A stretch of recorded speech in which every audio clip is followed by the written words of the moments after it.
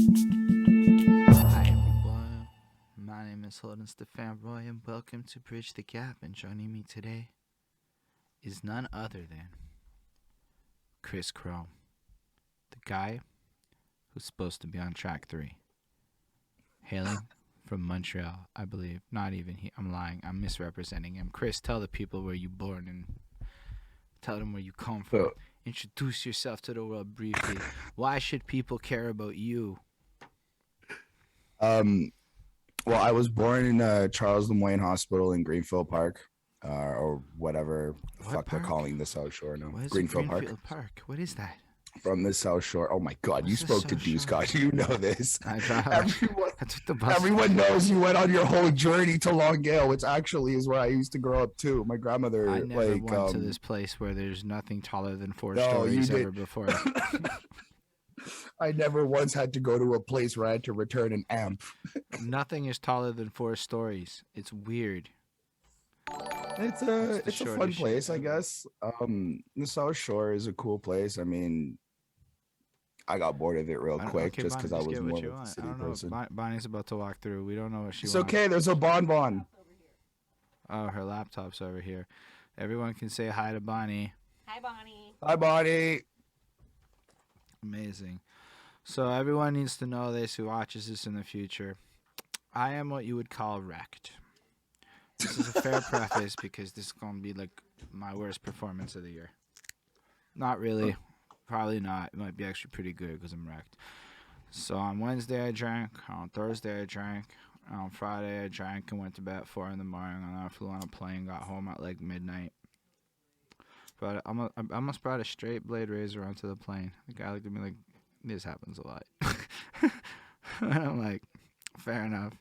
And then I got home and then I woke up and I had to vote because that was very important.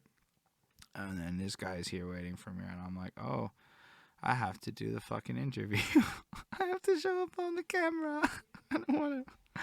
And that's where we're at. I think my ears are still kind of like doing the popping, crackling bullshit from the plane still. And like, Yeah. yo, going outside was a wild experience. What's up, Uja Nightshade?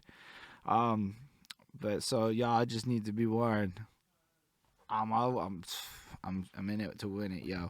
It's another, Let's bridge the gap. That's what it is. Holden and Chris on cam. This is the 1 year streamiversary of our interviews, because not really the anniversary of the interviews. That's a whole other date. And yo, what's up, Ismail?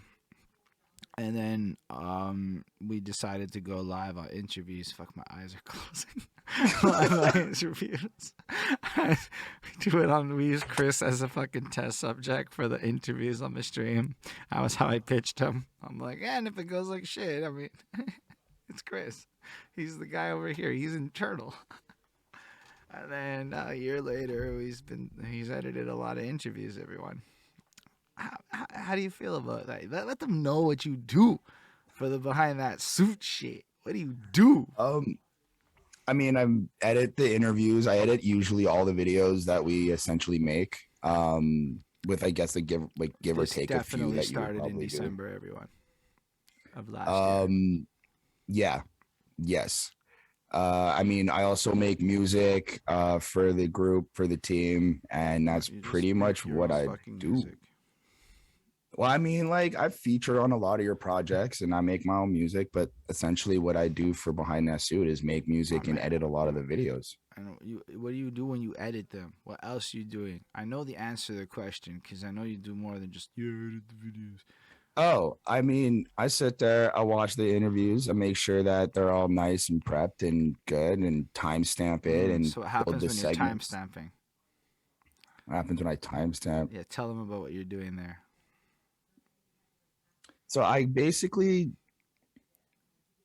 in a way, I create the topics for the different segments, and I would also kind of lay out the description of what the whole interview is going to be like within the timestamps. So what that means is he's listening to all you motherfuckers be saying. Chris knows way more than a lot of y'all think. He be watching. He be like Dr. Dre the Watcher shit. That's what I'm trying to say right here. This motherfucker watches all of them. Hell, I might not even be paying attention in the middle of an interview for 5 minutes, but Chris is watching that. No, it's funny. Uh, Like sometimes I think I'm a I think fucking people city guy, forget that I DJ do the Crystal Clear. edits. I think So that I'm nobody like remembers having that.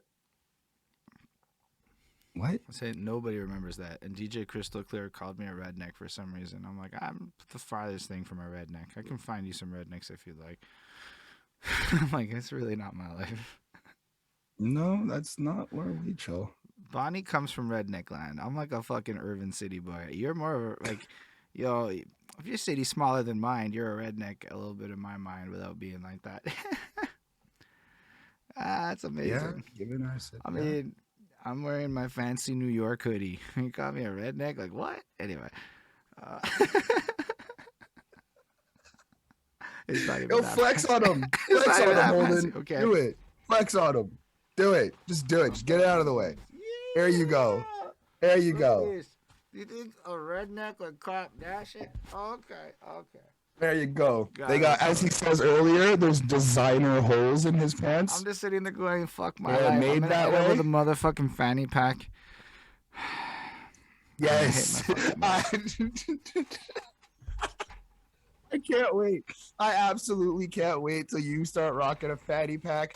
I'm gonna give you like such a side eye all the time and just be like, yeah. Yo, I'm in like Oh. fucking skinny jeans right now, and this guy's calling me a redneck. No, skinny jeans are hype. I remember when No, I I used like to rock skinny jeans. That was like I the remember thing. what happened on the bus when I started wearing skinny jeans, and I started noticing more people look. And Yep. it's good. It's good looking. Yep. I had a whole like phase. I had a whole phase in my teenage years where I was just skinny jeaning it the fuck out. Yo, Like, just it straight was, up, like, DJ Crystal Clear, hella trollish. Just like I indulge him because he likes to throw subs and shit. You can see that #1 next to his bits and crap, and then so he gets a little indulgence. But trust, he knows. He knows. So basically, Chris be watching y'all, and he been involved, with us for a minute. We did a whole interview a year ago where it was like Chris was like fucking railed out on some like caffeine or some bullshit. It was the kind of interview where I got to sit back, relax, and watch this guy run his mouth about everything. And there was like a lot of people watching, and it was kind of litty, bro.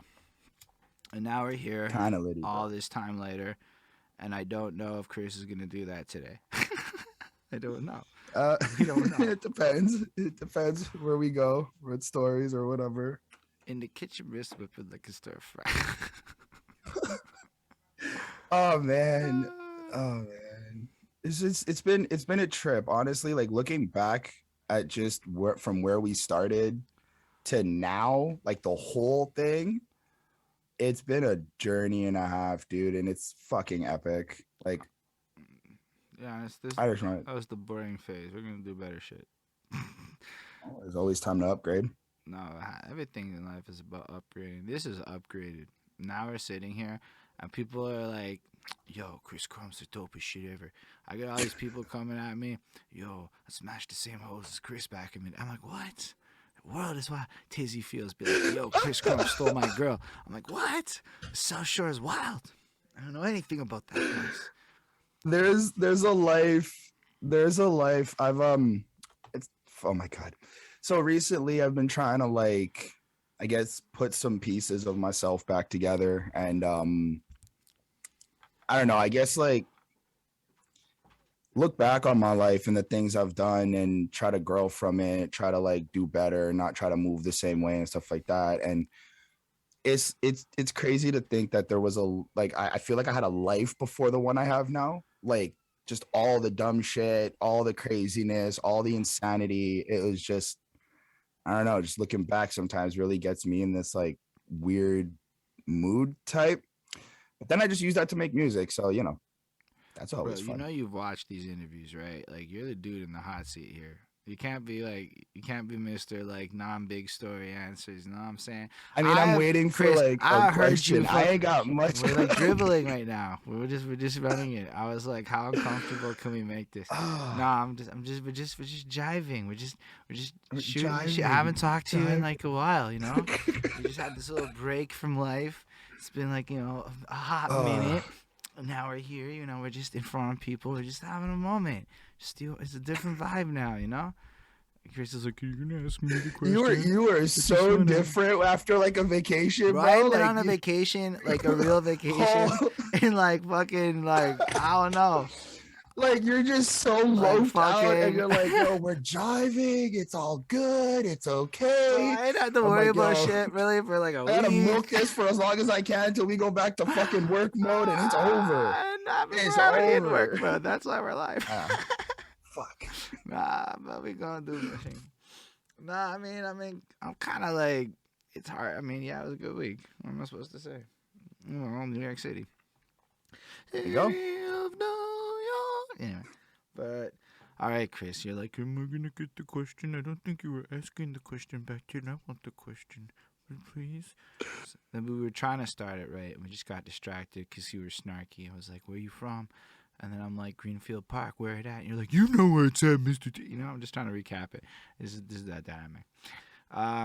Chris will edit whatever video you want, depending on the price, ranging from $250 to $1,000 USD. DJ Crystal Clear.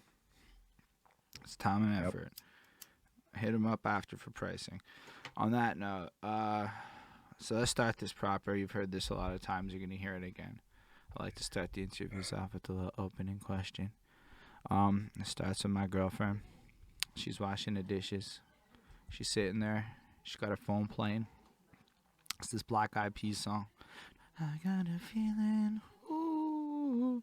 No, I mean, it's just kind of vibing, gelling. I'm looking at her and I'm like, when the fuck did this track stop being like a fucking fun song and it became like fucking chores music? It's still a fun song. Yo, my delivery's trash. Bear with me, everyone. I'm fucking zonked. Oh my Jesus Christ. This is like the worst time. Like, we're doing it. We're running through it. This is, yo, I'm hungover in life. Like, I haven't even eaten today. It was fucking wrecked. We Bro, doing I it. went out yesterday, got super trashed. I was like sitting here all morning drinking water, trying to get back to life and everything. I voted though. Civic duty bit. Anyway, so like, yeah, back to the story. Anyway, so I'm wondering when the fuck this shit became chores music, because y'all know 10 years back, this track be like the littiest up in the clubs and everybody bopping around doing their thing. And it's a good time. And then like 10 years goes by, 11 years now, I should say, because the years passed. I get it. Valid times pass.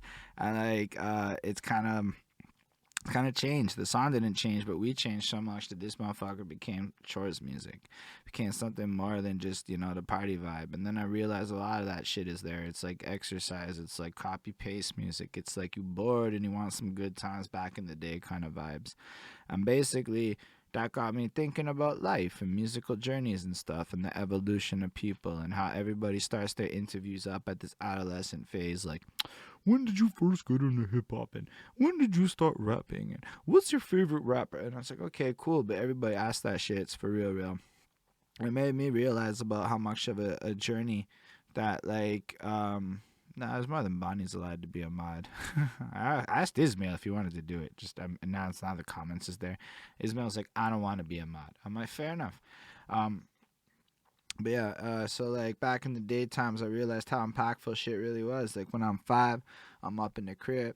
My mom's and dad's, you know, they got all the music setups. Like we got the fucking gray boxes, right? Yo, in Flacco's apartment is the fucking boxes right off cam. You can't see it because it was purple, Nice. but he's got the amp, he's got the tape decks, he's got the shits all connected together. Blah blah blah, all running out to the fucking speakers and shit. And they used to do shit like set up surround sound in each corner and play loud ass movies like fucking Fast and the Furious with created home surround sound. It was earlier shit. Let's go on it back to 90s action flicks. And it would sound like you was up in the movie theater in that bitch. Oh, you was not expecting that curveball. And we used to do things like have family movie nights eating up that. Okay, I'm back to the music. Led Zeppelin tapes, you know, fucking vibes like that. My mommy's, she used to play her Star 92.9 in the cars and shit. My dad played Krista Berg in the car. Was always fucking show him 97.7 in the car. Oh, I'm flipping it completely, Chris. You thought you were getting a regular. And so all this kind of vibes would impact me and influence just the overall tone of shit. Yo, Mix 96 was heavy, you know. We would be doing this in the middle of the night, listening to club music with my dad. Don't want no short dick, teeny weeny. That songs and shit like that stuck out to me, whatnot. Anyway, all kinds of vibes and shit that influenced me up to this day. and a person of who I am, and it made me realize how impactful the surroundings and the fucking environment of your world is as an artist, and that nobody really explores the depths of childhood. And I don't know if we were doing it right back then, Chris. I don't think we were LL Cool J doing it right. I don't even know if he sings that shit. We doing it. Yo, I'm in the mood. Let's run it back, Chris Chrome. It's when you was a little Chris Chrome, a wee baby, the youngest Chris Chrome you can remember. And wherever the fuck the mysterious Greenfield Park is, I'm not even sure if it really exists. And tell us about the sounds of growing up as a Chris Chrome. As you've heard this question asked a whole lot of times, I believe you know how to answer the question. So the earliest I can remember is, I'd have to say like 4 or 5. A lot of just TV shows, a lot of like cartoon theme songs. But the main thing that really stands out is the radio. That was always something that I gravitated to. I felt like there was always music being played. I remember a lot of car rides and just being in the car and vibing out to the radio and just really focusing more on the music. I don't actually remember like what songs were playing. I don't have that offhand right now, but the club nights as well, like late nights again in the cars riding. A big portion of my life was with at least music was traveling when I was traveling between the States and Canada. So it was a lot of just, I have to say radio. It only happened later on in my life that like there was more hip hop and like R&B introduced as I got older. Later in your life, later on, Chris. Fair enough. In the young days of Chris Chrome, we want to hear about Lil C, Lil I don't J, like Lil Johnson. I don't really remember much about the younger days besides that I lived in the States and I went to school in the States. Were you born in the States? No, you were born in Greensfield. No, I was Park. born here. How the fuck you go to the States? Tell us about being my dad. So my dad got a job working for, if I'm not mistaken, working for Nike in the States. And we moved to New Jersey. And what part of New Jersey? So what we found out last interview was I lived in the city of New Brunswick in New Jersey. Bro, that was a year ago. I didn't watch it right before this one. No, but fair enough. So that was just like a lot of school. Just like all I remember is just going to school, chilling out with the kids in like the little cul-de-sac. Actually, Britney Spears was a album that I got as a kid. Which one? Had a post. I think her first one with banger. Whatever. Her first one. I had a poster of her on my wall. Like just it's a good poster. Few things. But a lot of it was just like TVs, like TV shows. I used to just watch a lot of like Power Rangers and cartoons, and I was kind of good at like being able to catch on quickly to the theme songs and be able to sing along. Yo, tell us your top 3 fucking theme songs from back in the day, then. I was able to do the Sonic theme song at one point, like Sonic X. What does do that mean? I was able to I could recite the whole theme song. Like I could just recite the whole theme song off the top of my head. I want to say like I can't even remember. Like Teenage Mutant Ninja Turtles, banger. I was able to do. Banger thoughts is a good one. Those are I can't even think of a third one right now. Off top. I got in my head. Go Power Rangers. Well, yeah, there's that too. I actually, even though I hated it, it was in my head before he said it because I don't remember the show, but the song slaps like a motherfucker. Power Rangers is actually a really big part of my life. As a kid, I had the fucking Red Ranger suit for like ever, and I was like Red Ranger for like 3 years, and like I'd go to school with that thing on. I was just addicted. It was so bad. You were like Like that. now that I look back. Like grade 4, rocking the red Power Ranger outfit, beating the crap out of people, stealing girls and shit. Not really being the crap for stealing girls, just like thinking I was super cool because I was like the Red Ranger. Like I was just it. Like you couldn't tell me otherwise. Like it was just it. And then that just faded out. Like eventually things kind of just faded out like they do. And then what I learned about the Power Rangers is individually they're kind of useless, and they need 5 of them to form together like Voltron. It's actually quite like the Voltron. Megazord. It's quite like Voltron, to be honest. I mean, fair enough. And then, or the green guy, he had his own thing, so he was good on his own. But the other 5 needed each other. So just being the Red Ranger alone, that's fucking amazing. Yes, it is. It's a fucking kid show in the '90s where they jacked the fight footage from another show from Japan. Like they stole the fucking fighting footage. And it has nothing to do with anything. It was so bad. But it like. Sorry, I don't know. to be For clear, some I'm reason, talking about Mighty Morphin Power Rangers because I know there's like a million fucking Power Rangers. well, I had the movie. Like I had the movie with Ooze and the one whatever with like, the witch's "We're name the is. kids in America." No, that's not. Yeah, that. like I had the or maybe it's not that, but that era. I had the whole movie, and I used to watch that movie Was it that? back and forth on a fucking I saw shit in theaters. recorder. I don't remember seeing it in theaters, but I know I had that in maybe I did see it. Either way, I know I watched that movie on a camcorder while I was on road to between Canada and the States. I just so like no, it slapped. Well, I mean, for a 12-year-old me or whatever. Fair enough. After that, things kind of started picking up music wise. Like, well, we went through all of that in your last interview. I just don't think we talked about Lil Chrissy Poo. Not much really happened as Lil Chrissy Poo. It was more just like I was kind of really sheltered a lot. Like I just stayed home. Like I had video games, I had a computer, like I had access to like these things as a young kid, so I didn't really kind of had to go out a lot. And then just as I got older, I started going out more and then like making friends. I think because I was young when I moved to the States, I became like I developed this like disassociation to like solidifying bonds and shit.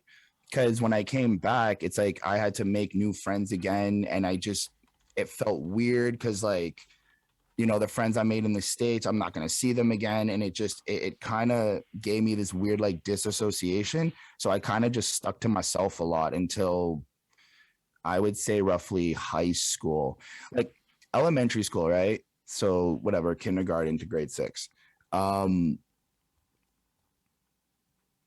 It's like I'd have friends and I have people that I'd hang out with and whatnot, but a lot of it was just at school.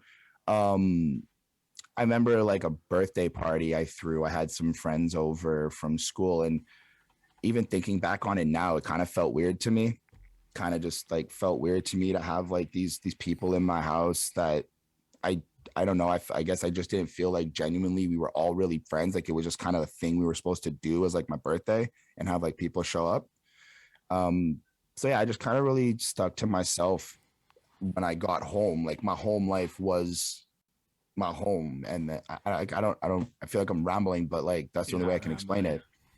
You're just being Chris Chrome. Like my home life, like even now, right? At 27, I go home and there's like a certain way I kind of, I guess, move and do things just because like it's always just been like that at my house. Like it's just, this is how the structure has kind of always been, and I gotta like, I guess, act a certain way. Example of a way you move. That would be like particular. The biggest one would probably be like smoking weed. My parents were highly against me smoking weed forever. And then when it started getting weird was when I became an adult, and then I I moved out. I was living on my own. I'm doing what I want to do, whatever, smoke weed whenever. And then I go to my mom's, let's say for Christmas with a girlfriend or something. And even my girlfriend would be like, yo, you're acting strange. Like, why are you quieter? Why are you like not super loud and excited like you usually are? And it's kind of just like, that's how I am when I'm at my house. Like, that's just how I am around my family. It's like, I fucked up a lot. Like, I was really a hyper kid and got into a lot of trouble and like pulled a lot of fucking tantrums and fits and shit. So like now in my older age, I'm like, just stick to myself, stay quiet, just show up, like appear and then like leave.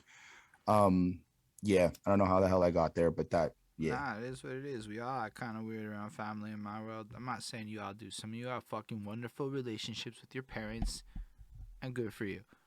I have weird relationships with my parents, so it's not saying bad, just non-standard.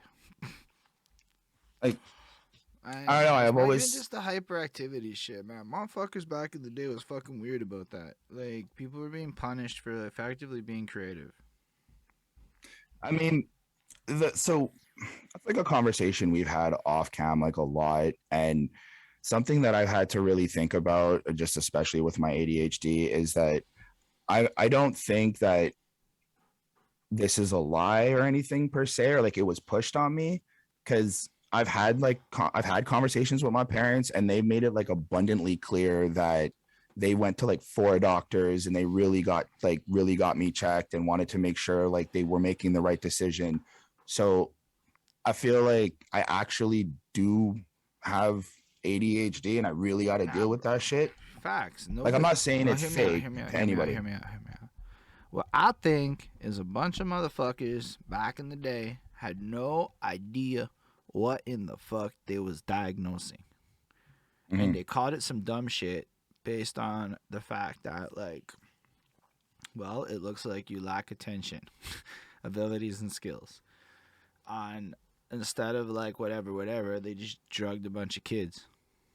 They just drugged a bunch of people like it's a real thing. Go look at it. They were just over-diagnosing. Like, oh, your kid be hyper? Let's throw that ADD shit up in there. I don't know. Like, me and my brother got tested. My brother got diagnosed. I did not get diagnosed. Although I'm like, y'all are wildin'. Y'all are wildin' that I don't have that shit. Whatever. I don't know. Like, whatever the fuck. Like, I'm not saying I have it because whatever. I didn't get diagnosed. But, like, Mm-hmm. I can't pay attention. I literally have to go play a video game practically to watch TV. You know what I mean? Like just sitting Yeah, there I feel that. watching a movie. Yo, shout out Sim Ultra Gaming for the follow. Like just the idea of sitting there like watch TV by itself, like whatever. It has to be like some highly engrossing shit. Like lately, cartoons can I'm the make. same way.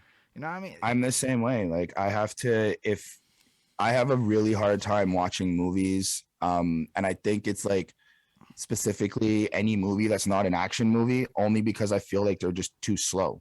They're just like they could be great and they could be like super amazing and scripted as well and blah blah blah. But like I need that consistent like stimulus to stay focused or to be able to like continue going.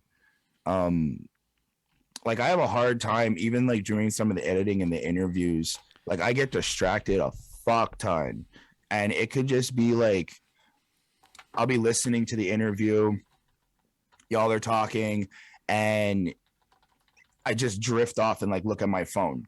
I'm still listening and I'm still making sure that if there was like anything that needs to be cut out or changed or whatever is like picked up and caught, but I still catch myself like drifting off and then like going into like not serious mode, Bro, we'll I say. completely get it. I hated editing shit. It's the boringest fucking crap in the world. I stopped listening Well, to it. it's But you not have just to listen editing. to it. Like, Like you actually have fair to. enough, but it's like it's not just editing. Like, for example, I'm having a right now I'm working on music, right? And it's like I'm able to like write out music and write a verse and that'll be it.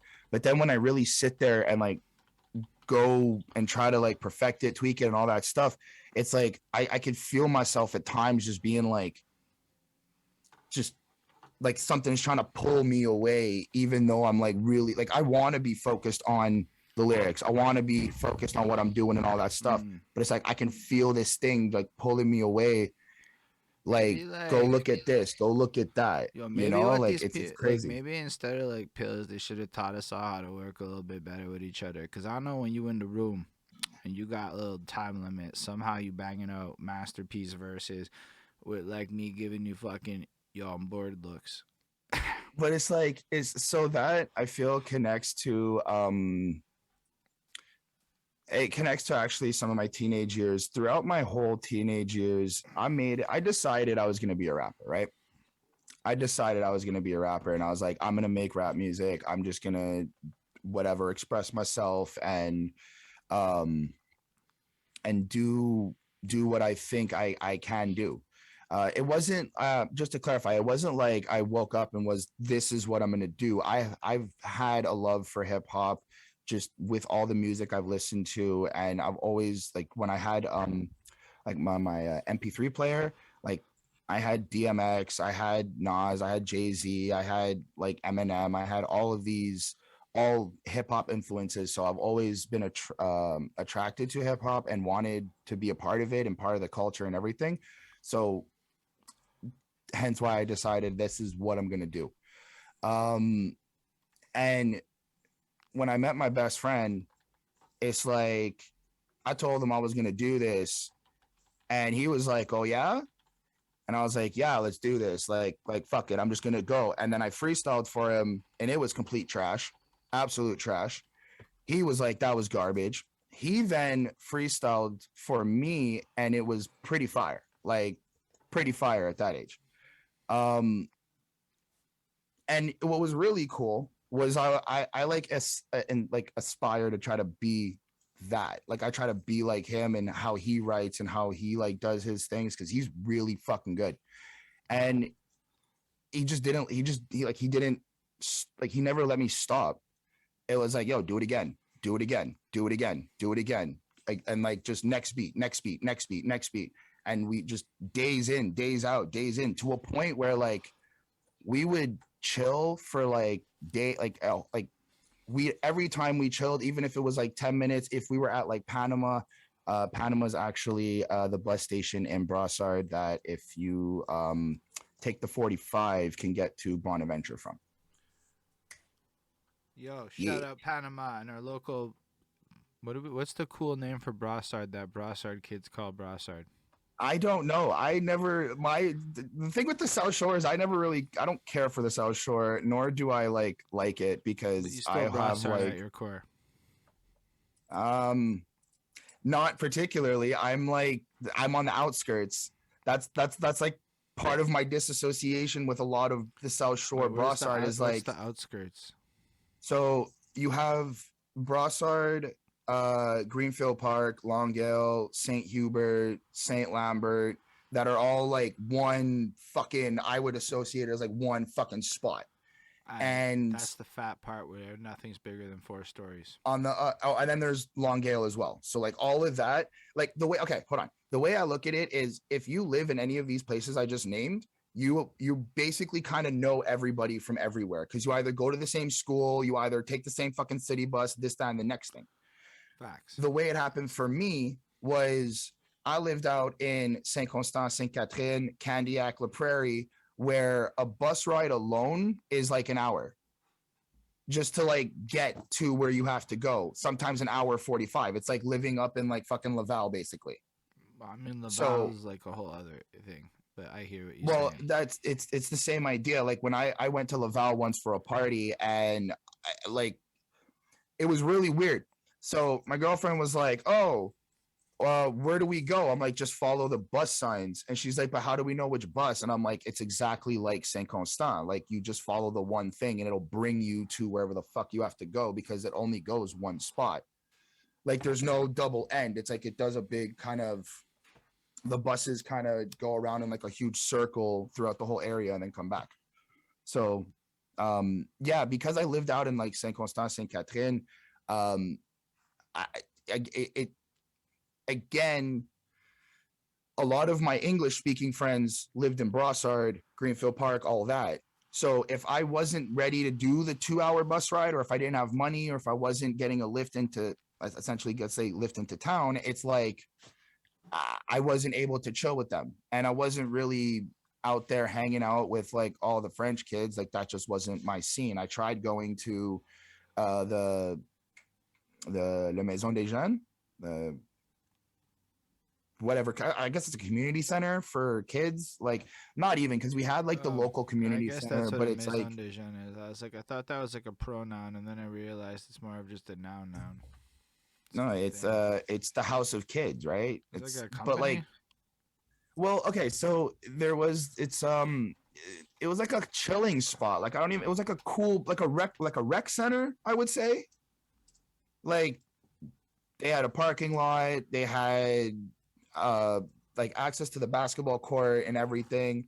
When you'd walk in, it's like you can go downstairs, there's like a pool table, there's like a PlayStation, there's like a Wii, and like just people would go there and just chill, and like just you can like use a computer or whatever, play foosball. Like I guess like a rec center. I tried doing that, got involved with some girls there, didn't really last long. Was it the language barrier? Question. Did you not last long there because you got involved with some girls there? No.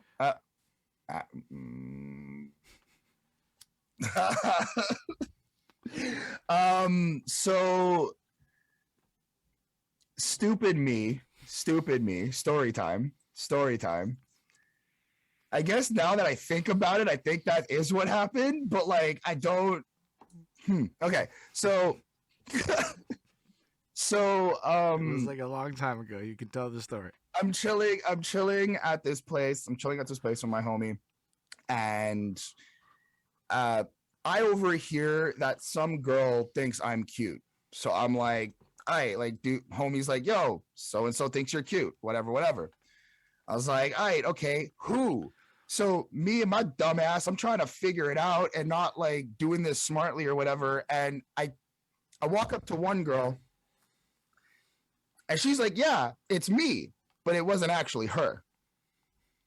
So apparently there's like two girls who think I'm cute and I don't know who's who.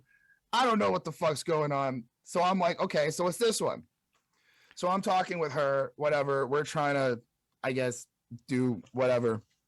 And then we're like, yeah, we'll date because why the fuck not? It's just, why the fuck not? Turns out it was her friend. And her friend, and I'm such a piece Bonnie of shit. Just laughed. She's like, bah! I just want y'all to know that I'm such a piece of shit, but like her friend spoke English. So it just made things easier to like talk to the friend who spoke English, and we just clicked more. So eventually I break things off with friend one. I go off with friend two. And friend one didn't really like that. And she got all like really petty and jealous, I guess. I don't really know. So one day. Hold on, the comment. Why the fuck not? Way to have high standards. Dude, like literally, I'm looking back at it. I'm like, all of this could have been highly avoided if I just used my fucking brain. But no.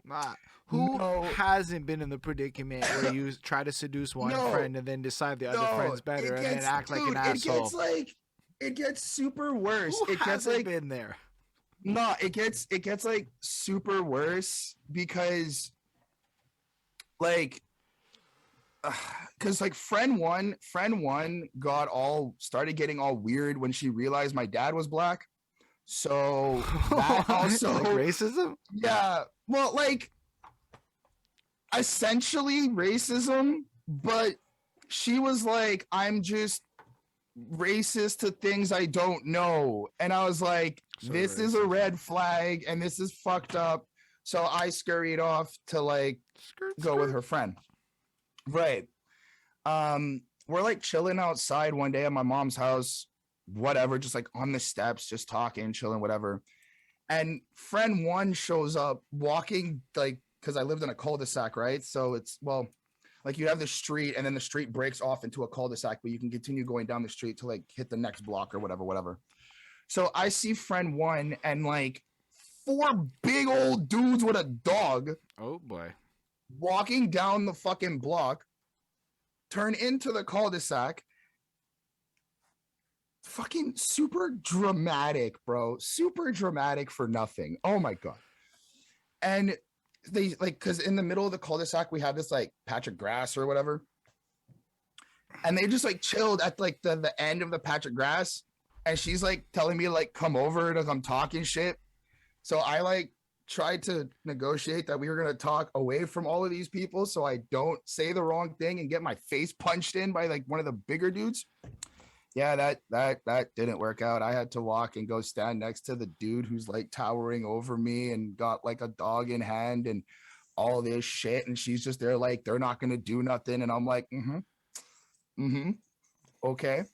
And she was like, so what happened? And I was like, you don't like my dad. That's not nice. Bye. Like, Thank you. And then Next. Thank you. And and then ever since that moment, I never went back To Brassard? No, to the rec thing. Yeah, Maison no, des Gens. that's fair. I imagine after a guy with a dog shows up at my fucking house, because I was like, I didn't like fully know that it was so like housey, like it's well, okay, no, you have to understand Brassard. Wait, what do you talk about? Brassard and all that? I just like passed through it all. I was like looking at it all. Yeah, see, that's the thing I'm trying to explain to you. You weren't where I'm talking about. Okay. Like I'm talking about like far off into the suburbs. Yeah, like Saint Constant, Saint Catherine is not like, the same. Is it big houses? It's like when I walk out of my mom's house, it's house after house after house after house after house. Like y'all got and land, it's all yes, like land, like cars, like triple cars. Not like acres. I mean, I got a decent sized backyard, but when I was growing up in the big house that had like fucking almost like 7 floors and shit.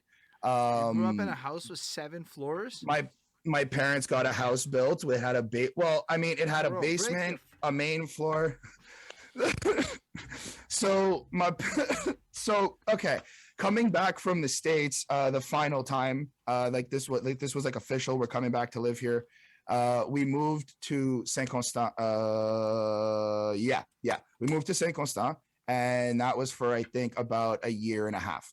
And then within that year and a half, my dad and my mom were getting a house built in St. Catherine. So they bought the land, got the house built, and then I moved over into the house. Now this house, like it's my childhood house. Like this is the house I did, like everything happened in, like every fucking story up until joint, my first blowy, my first all of that was all in this house. Like even the story I just told you happened in this big house. So I had a basement that had a bathroom, essentially like an extra room, storage room, but we turned it into a bedroom, and just a huge basement. Then the first floor had the living room, and you'd walk in and then there'd be like the living room on the side and then the kitchen in the back, and it was like a big kitchen, a big ass living room.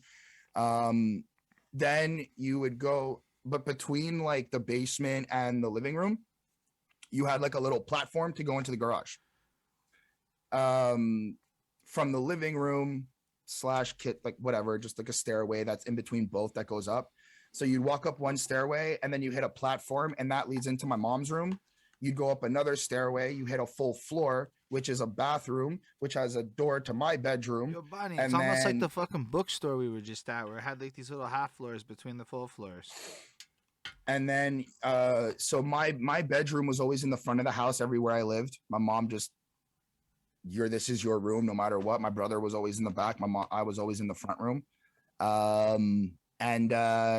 So like you'd have the bathroom that's connected to my room through a door, and just whatever, it was my room. And then I'd have they have living, like the washer dryer and like a fucking I can't think right now. Closet door, cool.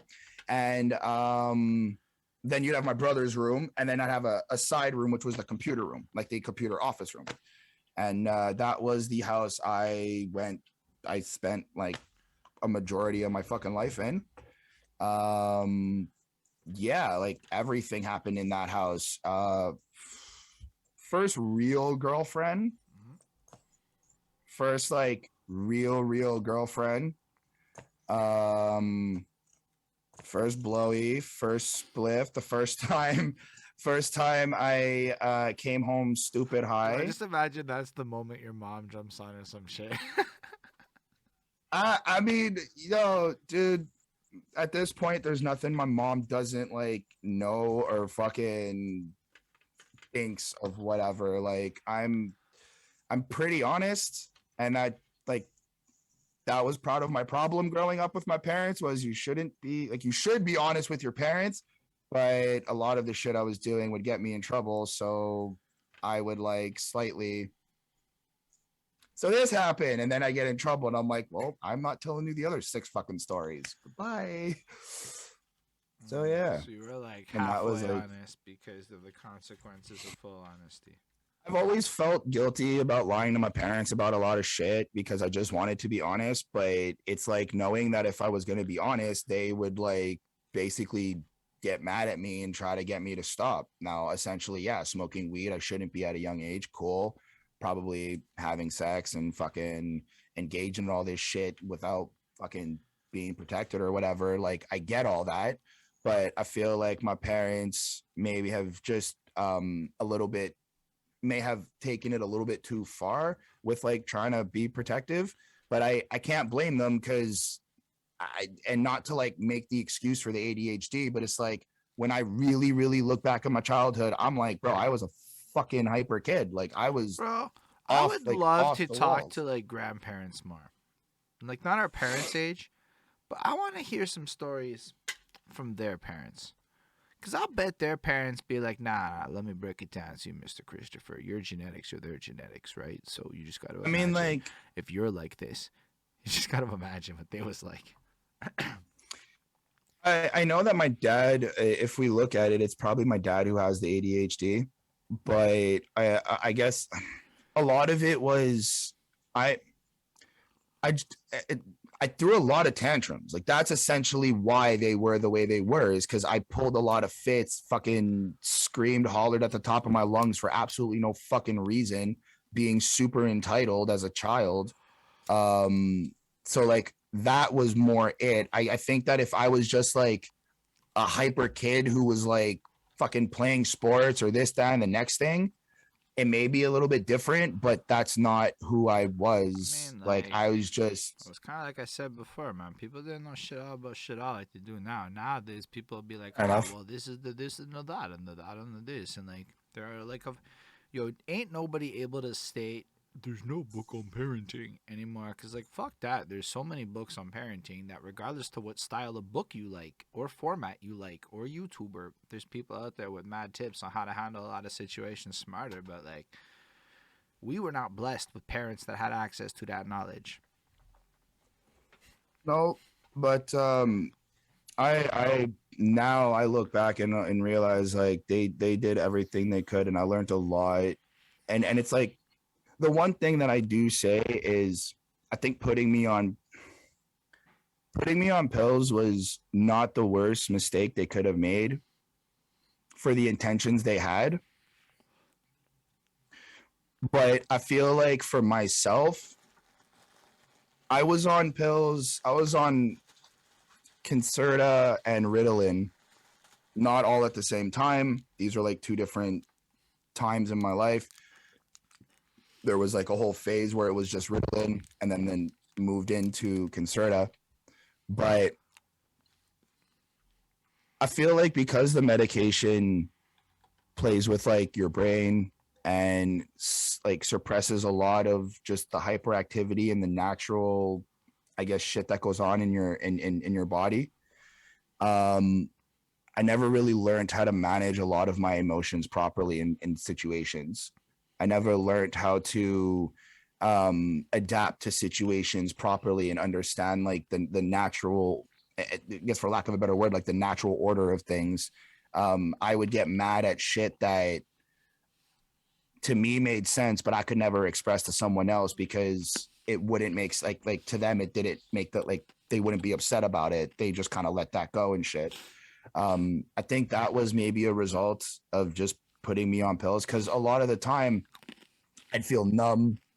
I'd feel like just hollow, didn't really feel like I'm alive, feel like I'm a zombie all the time. And that I also kind of linked to self-medicating with weed at this point, where it's like, smoking weed makes me feel the same way as I'm on my medication, except now I can like eat, because that was one of the factors on taking the pills is I didn't eat. I used to like auction off my fucking food at lunch in elementary school, even in high school, just because I wasn't hungry.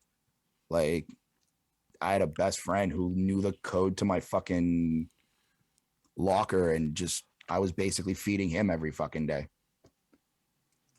Yo, that's wild. Yeah, yeah, go on. I mean, it's just a wild idea that like you got given a bunch of pills that kind of make you not hungry, packs your nutritional value, and at the very developmental stages of yo, because not just you, right? Like everybody knows. Well, here's the thing. So many people. Here's the thing, right? So many people. You have to eat while you're on the pills, right?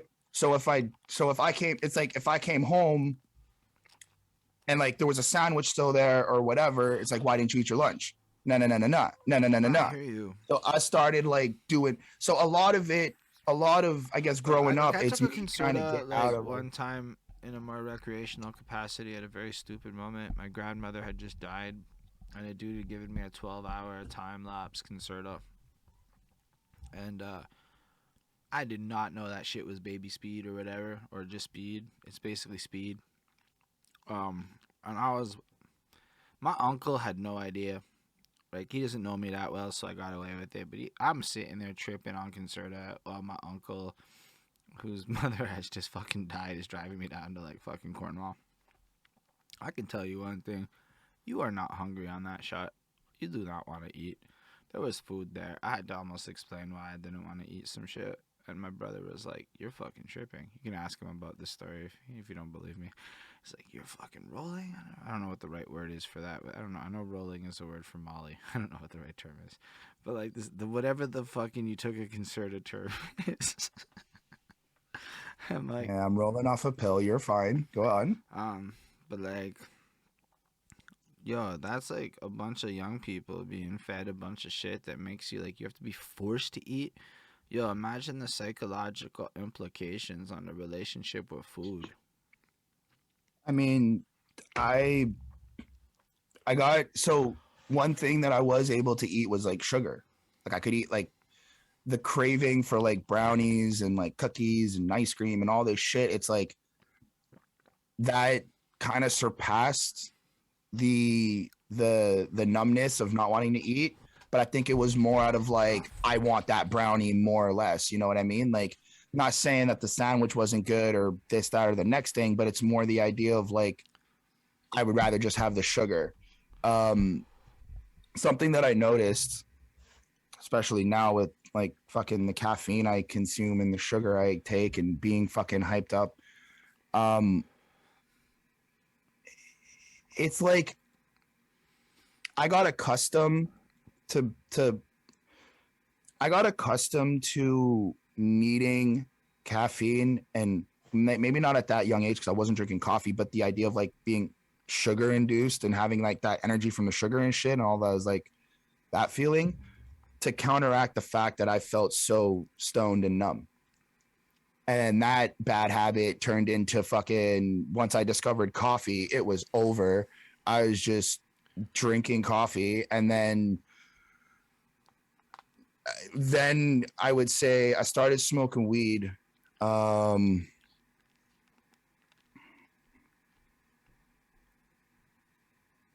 don't know, like fucking, I was 12. I'd say heavily around like 16, and then it was just weed and coffee. And then I kind of continued, but I was also doing that while on my pills. So that was also fucking me up. And then at 18, my mom, 18 or 21, I don't know which one it is for the pharmaceuticals and all that shit, but I guess 18 because I'm an adult. She was like, I'm no longer going to pay for your pills. Like, they're now expensive because you're an adult. You're going to have to figure it out. And I was like, I ain't fucking taking them. And now I'm 27. That's true. That was College was a trip because I was 18 when I was turning 18 when I went to college. So that was like the first, oh my God, that like fucked me up. So like my college experience at 18, it's like the first year in my life that I'm not on meds and that I'm like just living through the natural impulse of things and just kind of going with everything. Did not help me. I did not pass college. Wasn't that? Yo, college is mad overwhelming, yo. I went into that shit with hella culture shock. My whole first 2 semesters, I didn't give a shit about school. It was just too overwhelming. There's so much shit happening. Like, why are you going to class? Like you don't feel like going to class because, like, yo, there's a, or especially if you get like some kind of littiness going on in like the school, or like there's a club or let's be some real girls, you know, in abundance and shit. And you're just like, I mean, a lot of my issues, self-made as well, are from dealing with girls and prioritizing relationships over other things. that Chris, But it is kind of you wild. drew a nice shade. I appreciate the comment. No, but that's a wildly valid statement. Like, that is what happened. Like, yo, But you can't even be the only one, though. I just want to emphasize. but I just want to like I and just for my own, because I'm like having a mini anxiety attack right now for my own thing. Like, why? because I don't want it to sound like it's my parents' fault. Like, No, I really it's down not in their like in fault. my heart truly believe like they did, like That's they why I didn't said just like a take the little bit first like dude, you earlier, know? right? Like a little bit earlier, I said like right now you can go YouTube and Google, and we could like retroactively have this conversation. But like, yo, my brother was like fucking diagnosed with that shit. I don't remember what we did with pills or whatnot, but like there was like almost like, because what happened was is like you would misbehave a little bit in class usually, and then like the schools would get involved, and then all of a sudden you'd have these like parent teacher meetings where they'd be like, Mr. Roy, your son is a shithead in my class, and we need him to be a little fucking dork that sits there and shuts the fuck up and isn't himself. That's really what's happening, right? So if you don't really conform to it, rather than, because like, yo, the public school system doesn't really necessarily have the funding or knowledge at this time, especially like we're talking like a long while back. We're in our late 20s. I'm in my 30s and shit. My brother's like in between, right? So it's like the schools don't have the knowledge or the money to deal with all of the number of people that are maybe not like adapting well to the way the school system's playing out. So I think the government just like low key drugged everybody and like told all the fucking parents this is the move. Like, what are you supposed to do? You're in the like fucking 90s, right? Or the early 2000s. You probably or maybe aren't that internet savvy. So all your information is coming from the news, the fucking Montreal Gazette, you know, shit like that, right? And then all the doctors be like, take this pill, it's gonna help. And then actually at this time you're kind of like in this like dual income society as inflation and shit has impacted Quebec heavy, and things have changed, and like we're in the first era really where like everybody's working and running some shit. That's facts, Sim. Facts. They do make you an obedient slave. I'm kind of glad I dropped out of university because I've seen how like there's these behavioral norms. I'm kind of like 50-50 on it, but I'm kind of glad because there's these behavioral norms that get like entrenched into people to get through that system for 4 years. But like you get this network that's hella dope as well. But right. I don't have that, so I'm think different. So it's like a weird in my heart thing. But like, so yeah. But this isn't like just Chris. This is like my age group. Like we're talking like 15 fucking years at least of people just being like ADD, ADD, give them fucking pills. And it was like not a joke. It was like hot topic in the news type shit, right? Like, so Right. everybody's thinking about it. It's a legitimized thing as much as fucking anything else. It's like the way people treat anxiety now is kind of like the way ADD was being treated. Like, everybody knew it was a thing, but nobody really understood it to the depths of like how it could be maybe helpful to adapt the world to like manage it. So it's not Right. like your parents' fault. There's almost no, unless they was like doctored up, like they was in the medical community and like understood the shit. Like, how could people have known? This was some like, I think the government drugged us on some like control shit a little bit, and now people be wildly dysfunctional. And I don't know if it was like intentional on some conspiracy theory shit, but I believe that they thought they could solve psychological conditions via pills because that's how we approach our problems. We look for like solutions that we can engineer and like fix. And I think they treated people like that rather than adapting a system that was no longer functional, because frankly half the shit you learn in school is pretty fucking boring. It's just I mean, boring. shameless little plug, but the song we made for Wish Valley World, that's essentially what my verse is about. The whole verse is about me entering into the world with ADHD and being forced to take medication because they think it's going to help out. And then things start to change later on in the verse when I like essentially get off the pills, when they change to like, there's a part I'm like, grew accustomed to the chemicals that soon evolved into the edibles. That's like referencing I stopped taking pills and then went to like smoke weed or essentially whatever rhymed. But yeah, that's what that verse is actually about, is dealing and kind of being told like you're different. A lot something that's Facts. Spit always that I'm different shit. That's where I was gonna go something with that's it. like really fucked me up in my whole life is I've always felt different. I've always like just normal shit doesn't make sense to me. I've always felt like I'm just I don't know how to really go into it. So so there's this like frame, right? And in this frame, it's like the perfect idea image. And it's like you're born, you grow up, you learn like family values, this, that, the next thing.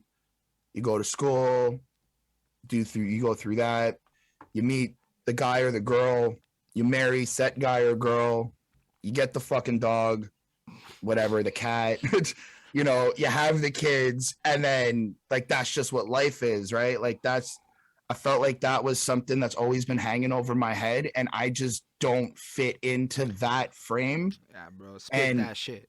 I've always just like felt not myself. I've always felt like I had to walk certain paths because it was what we were supposed to do. And that really fucked me up because I don't know who I am in a sense.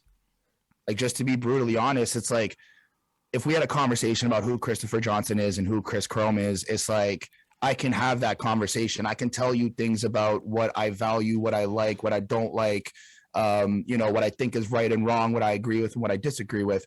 But the idea, like, I overthink a lot of things and I overanalyze a lot of things, and I get into this like weird, and I call it like an ADHD loop where I just like spiral out of control, like thinking of every possibility of just whatever it is. Like it could be like just anything, just overthinking.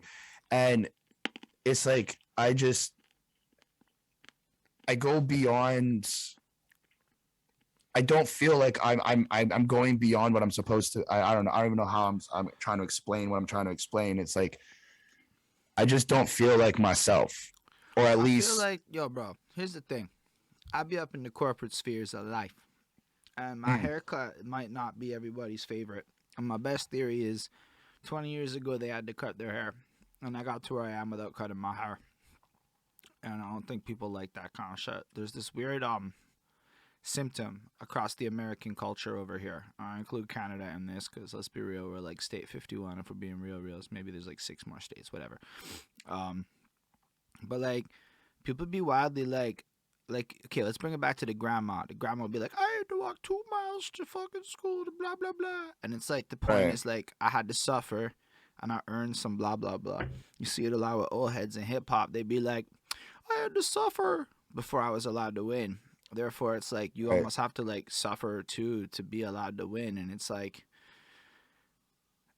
you have to pay these dues, and it's all to chase a certain like path. And then the wild part is, I remember growing up with all these like colorful signs in like elementary school, primary school, back when I Right. did this shit. Right. Be Right. yourself. You're special. You know, like really like indulging, like Just quick tangent. I would read those signs, and it's like there's a part of my brain that goes, "This is true. I am yeah. special." Ba ba ba. But then there's like another part of my brain just overwhelmingly going, "Why are you fucking lying to me?" Like I've always felt Nah, like you're I'd pretty read these special. positive signs Look and at be you, like, Mr. "Why are you Video fucking Editor, lying to man. me?" Flipping his Like call center job into like corporate shit, being all fantastic I, and special. and that's the thing. It's like when you say that, and I look back at it, I'm like, oh shit, like I am pretty special. Like I do Honestly, some special things, but it's this interior like inside feeling that it's like well, I it's don't because know. motherfuckers be using wildly bad metrics of success to like determine wins. Like people who be bragging on 50,000 views. I'm like, cool, cool, cool. It's like that's the situation we in. People don't understand like just the concept of success is so wildly different than like to each person than like a standardized way could do it. But then you look at like how I call this shit middle class normative behavior because frankly, for the longest time, the middle class is the majority of people, right? So like from an Right, electoral voting perspective, all the cultural pandering is going to that group of people because like the poor people aren't populated enough except for in certain districts and in certain concentrations. So it's usually not nationwide shit. And the rich people are not populated enough. So it's like you got this middle class thing that created these core cultures, right? And there's like weird ass expectations, in my opinion, that go into that lifestyle. And it's a lifestyle. And it is like the what you were describing before. It's like you find a career path based off of some education and then you find a partner, I'll be like more whatever inclusive, and you then acquire an animal or child or two or three or whatever. You cop house one, you get promoted. This is and at this point is where your life gets fucked up. You cop a second house, the mortgage too. Now your life is fucked and you're a slave to a system until you die. And it's like all freedom gets sucked out because for some reason you could just never afford to like it's just a cycle of acquiring yeah, this next level and then you gotta chase that bigger bag to get like honestly just the most arbitrary shit. And the way most people play it is so safe and shit. Like to me a house is a safe ass investment. It's a sure investment. It's still a safe ass investment. There might be better right. investments if you can bank on yourself to be more interesting than a house and then get a house later. Like you want to know my dream, Chris?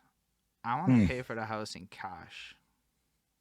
Not necessarily in bills because that seems a little superfluous, but up Yeah. front. Done. Get the fuck out of here. I feel you. I feel you. There's a Yo, these there's people be a taking on 20-year debts to pay for the house. Like, you know, like you don't really own shit. like see it's crazy. I don't know a Okay, you cannot lot own of shit after detail. 20 years. I get the point that after 20, I'm not like, you know, I'm just saying, like, philosophically speaking, okay? Don't come at me, house people.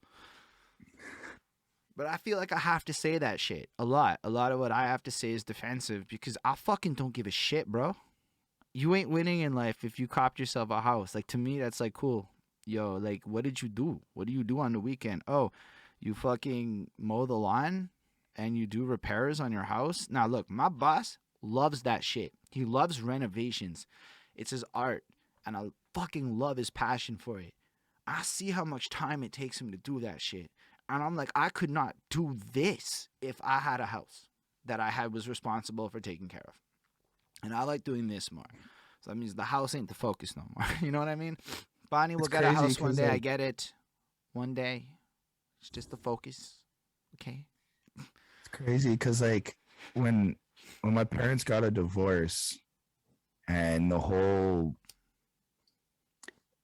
again that frame, it's like once that broke apart and the big house turned into a regular sized house, and like on both ends, my mom and my dad both went to like regular size houses, and like the backyards kind of shrunk a little bit more, and just the lifestyles started being more like kind of reclusive and just kind of sticking within each other.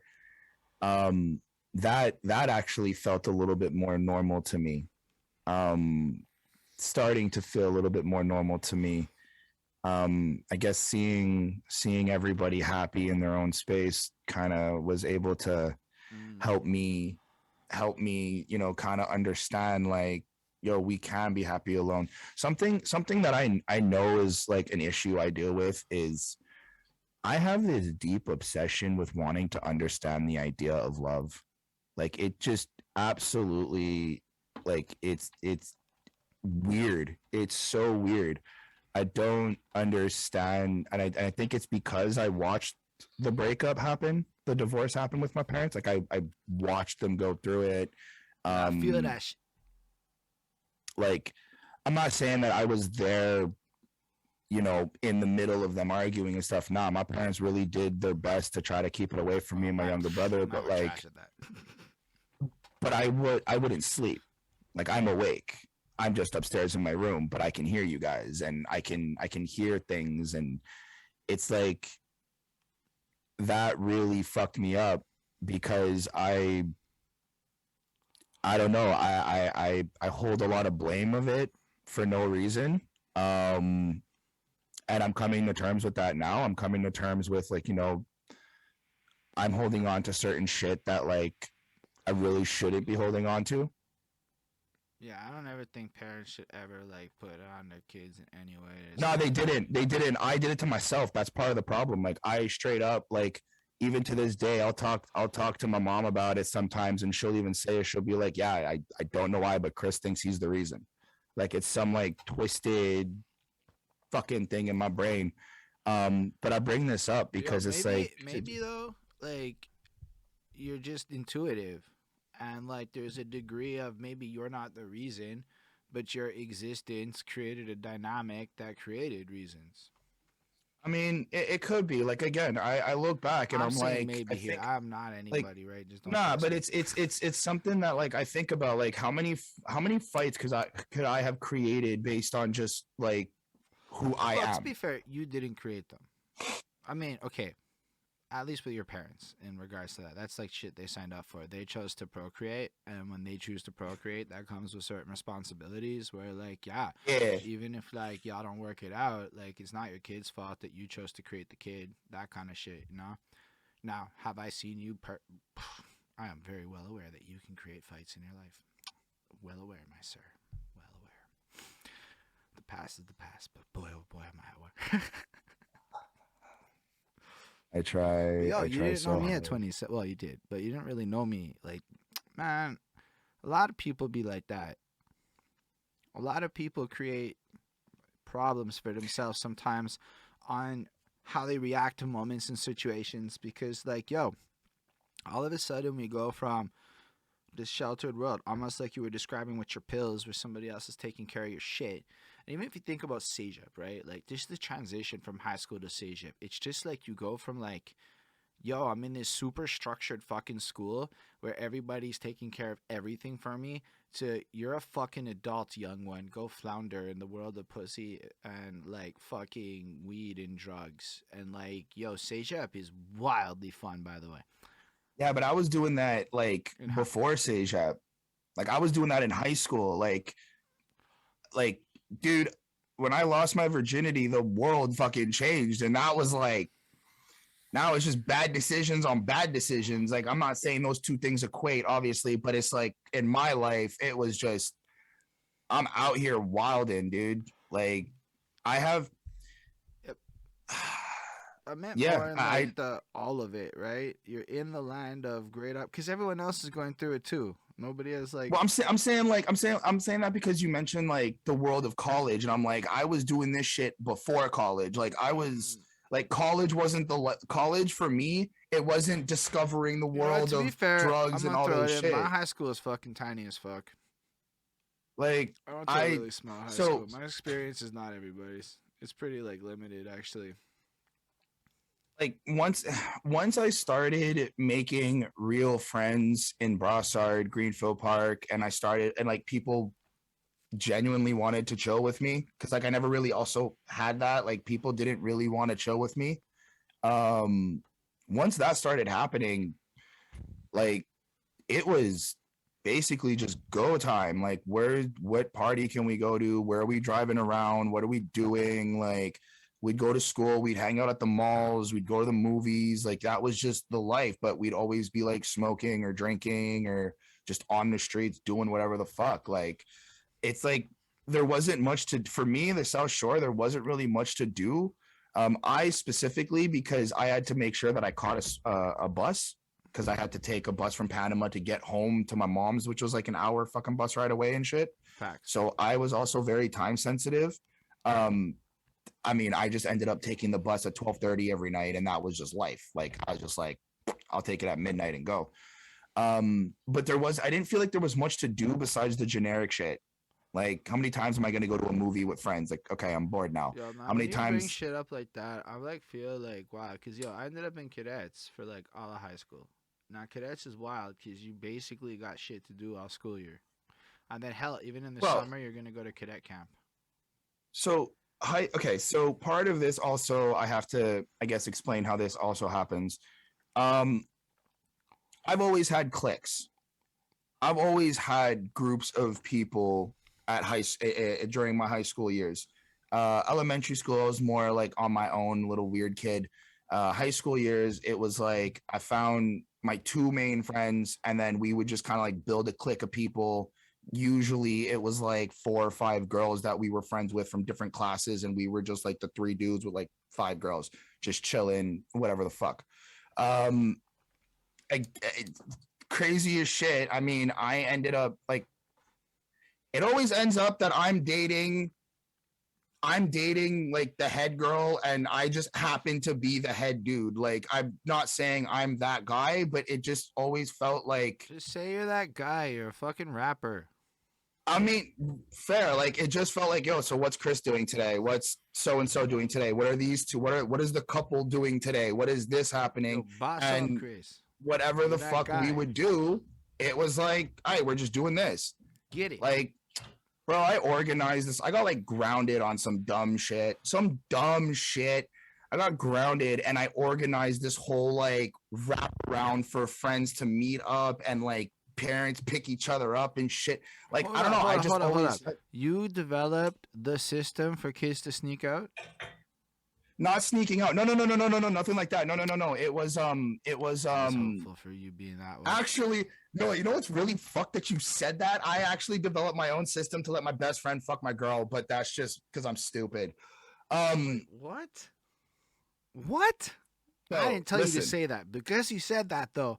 What? No, it's cool. It's cool. I'm whatever. I Like didn't even know. they're both idiots and they move the fuck on. Okay, what? No. Okay, relax. So I'm like, I'm here being like head dude, right? So like, whatever. Lunchtime, we all meet up. Where's Chris? What's this? Where's so and so? What's this? What's this?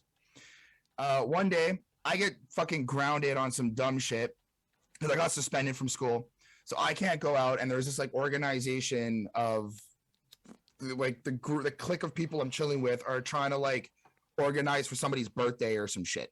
Nobody has any organization skills. I'm there taking about 20 minutes and I organize people to get picked up and all this shit, all this shit, all this shit. And then turns out my girl cheats on me with my best friend, that thing that I set up. Like I got everybody to meet at the main point and people got picked up and shit like that. And then find out like a month and a half later. Yo, that's That not happened. how I expected that story to go based on how you described the setup. The way you set it up, it was like you were like, so I set up a system where like my boy would text me and he Oh would come over and okay, smash my girl. that I can see how that comes out wrong. That is not how it happened. It was And then more instead, like, it's like, nah, I created this dope event for people, and my girl cheated on me with my dude because they fuckheads. And I'm like, that's shitty. That's not what I was expecting. I feel like my emotions were just torn in a different direction than they were expecting. there we go. I mean, I just have like a lot of my life was like centered around me and my girlfriend, whoever the girlfriend was at the time. Like that's just a lot of my life. Within that, I would like write a bunch of lyrics, write But stories, and everybody is like that, I think. I don't mean everybody. I mean, a lot of people in a certain age group are super codependent in their relationships, and they don't know how to be like individuals working together, and those aren't necessarily skills I believe that were like fully thrown upon us, because I don't think mm, yo, shout out fucking MX South Africa with the rating with the party at what 8. Yo, shout out Ollie, y'all. Shout out Jonko Johnson and Dularis. Yo, I fucks with that. I fucks with y'all heavy. This is our streamiversary, if y'all don't know, as far as interviews go. 1 year, well, according to my YouTube shits. Shout out for the resubscribe. Oh my gosh, MX South Africa. What? But yeah, in case y'all don't know, well, according to YouTube, I put out the interview November 7th, so I'm just running on that date. But we are within a day of 1 year of streaming interviews live on Twitch, which kind of changed our lives, I would argue, because yep. Chrissy Poo's been around the whole time. Y'all don't know. There's a real day one-ness, episode 1 of anything on our channel. Eminem's first, Anything. Eminem's new song. Chris Chrome was there on the couch. No, we were in chair. You guys were on the love seat while I was in a chair. No, we were on the couch in your living room. Oh, we were fuck on the yeah. we bunched up, all three of us on the couch in the living room, and the white snowball mic was fucking, yeah, dude. Oh shit. Yeah, shout out MX. Yeah, he's got to take off. He's in South Africa. We're in Montreal. We all in different vibes. It's But all yeah, good. New York was amazing. Thanks for the happy belated 34 is old. Chris's is coming up at the end of the month. He'll have an Amazon wish list, or you can all just go cop his shit on Bandcamp for his birthday. That would be dope. I don't think I put his Bandcamp in the links thing, but whatever's. That's a little pluggy poo for Chrissy Poo over here. But Yeah, that was a long time ago. Yeah, no, I still think that like wildly like nobody was like prepared for this new world where like everybody independent. The nuclear family role don't make as much sense in the fiscal role distribution, like the chores, the regular shits, just all like the shit, you know, like I don't think a lot of us were taught because home economics kind of died, right? Like yeah, that was it.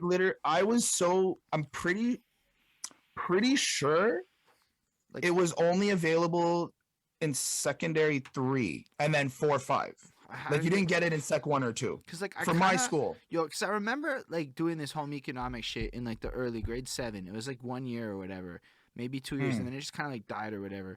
And like we sewed shorts, bro. I used the sewing machine and shit, and then we had to like cook foods. I remember like I made like fucking French toast, you know, like that was some. I'm not saying that like it's the school's responsibility to teach that shit per se. But like, if the parents be thinking the school's gonna do it, and the school's gonna be thinking that the parents gonna be doing it, I think for a good decade or so there was a hella big miscommunication on what the fuck was up. Then YouTube came, and YouTube taught us all. So it's like, who fucking cares? I can go look it up now. You get real brave sometimes with your cooking experiments and how do I fix that and blah blah blue blees. But up until YouTube, it was kind of a wild west of like passing the buck. Is my like analysis of the relationship of education, because like a lot of I'll never forget being in grade like 11 in English schools in Quebec. You have to like do this standardized essay shit where like they teach you this structure for essays where like like it's 5 paragraphs long, it's specifically the same bullshit. Shut up for the follow, Jonko Johnson. And it's like, so first paragraph, and it's almost like I could tell you the formula because it's drilled into me. Like the first sentence is like your thesis opening statement. Then the next 3 sentences would present your arguments. Then a linking sentence. Then that would go into your opening argument for your first point. You do a little quote, a little 1-2 sentence linking argument. And you'd repeat that process for each of the points you referenced in your intro. Then you'd have this conclusion and you'd wrap that shit up. And you had to like pass this giant standardized test, this 9-hour shits of all this kind of crap, whatever. Then I remember the next year going to CEGEP and my English teacher was like, all that bullshit they taught you, fuck that noise. It was garbage. You're not going to do any of that. And that kind of fucked with me. And I lost a lot of faith in education. Because like, what was the point then? Right? It was quite literally like you had to do it like this because this is the future, only to like the next year have the more educated motherfuckers be like, fuck that noise. Is not actually a good way to approach learning. And I'm like, oh, you know, like, or like the math wouldn't let you use the damn calculator. Imagine if the math had let you use the calculator. I had the calculator. Math is not my greatest subject. Bro, I learned how to figure out answers on the calculator. So I had programs that would help me cheat. Right. Because, if you were smart and you had the TI-83, there was like a person or whatever. You get like the all math or whatever the program's called. Get a couple 1-2 games up on that bitch. Oh, dude, I have that calculator somewhere. Your face lit up when you were talking about that. Bro, you were like, let me tell you something. I've got this right now. Let me tell you something right quick. I was programming a text RPG in my calculator in math class. I actually was not learning math. I would sit there in class and I learned because what I would do is I would open up the game programs and I would look at the code. And I realized what if and statements were. And I clicked the basics of fucking like programming, clicked in my head so you could create your own apps on this calculator. So I opened up the thing and bro, you don't understand. It was a text RPG, like, where do you want to go? And then I would plot it out my whole school. I was trying to, like, I built out an attack system. I had an inventory that would use whatever, like, if in the back end, if it's number 1, bronze sword, if it's number 2, next sword. And, bro, it worked. I never finished it because the shit was whatever. I graduated. But I spent, like, a long time building this basics of a text RPG game in, like, a TI-83 where you could actually do some combat. You could go and encounter bosses, fight them by a random, because there's like random number generators and shit. If it's this, do that. If it's that. And I figured all that out. I didn't fucking remember any of the math class shit. Wild. Oh, negative b plus or minus the square root of 2a minus 4ac over something. I don't know. Fucking whatever. I don't know. Pathetic. I don't know. But I'm saying, like, imagine they just taught us how to use the calculator. Or taught us how to find the answers with the calculator. Just imagine. Well, the funniest joke is like, you don't need a calculator. You're not always going to have one. And then we all end up with cell phones that have calculators. Bro, it's like I know it's super corny, but it's like that, the contradiction that appeared, or not the contradiction, but like just, I don't even know what I'm trying to say. It's just funny to me. No, it is a contradiction. It's fucking ironic how life played out, given how, I played Magic cards in math class, bro. Like, we were real shitheads with this last one guy. I mean, I slept in math class. Like, just to be clear, the only time I started doing we used math, to play backgammon. I used to sit there and play crazy? Backgammon in physics. You know what's crazy?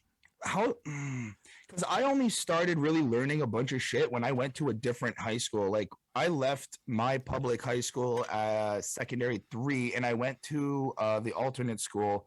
But like, the classes were smaller. Like, we only had 10 kids in a class, and I felt like because there was less kids, they were able to teach us more. They were able to like more focus on us and be able to like help like get us to understand this shit.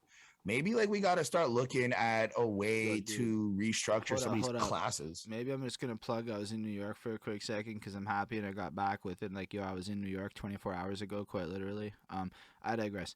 The schools that somebody was describing, it was like 90 kids in a class. Because we be judging them sometimes, right? Like with educations.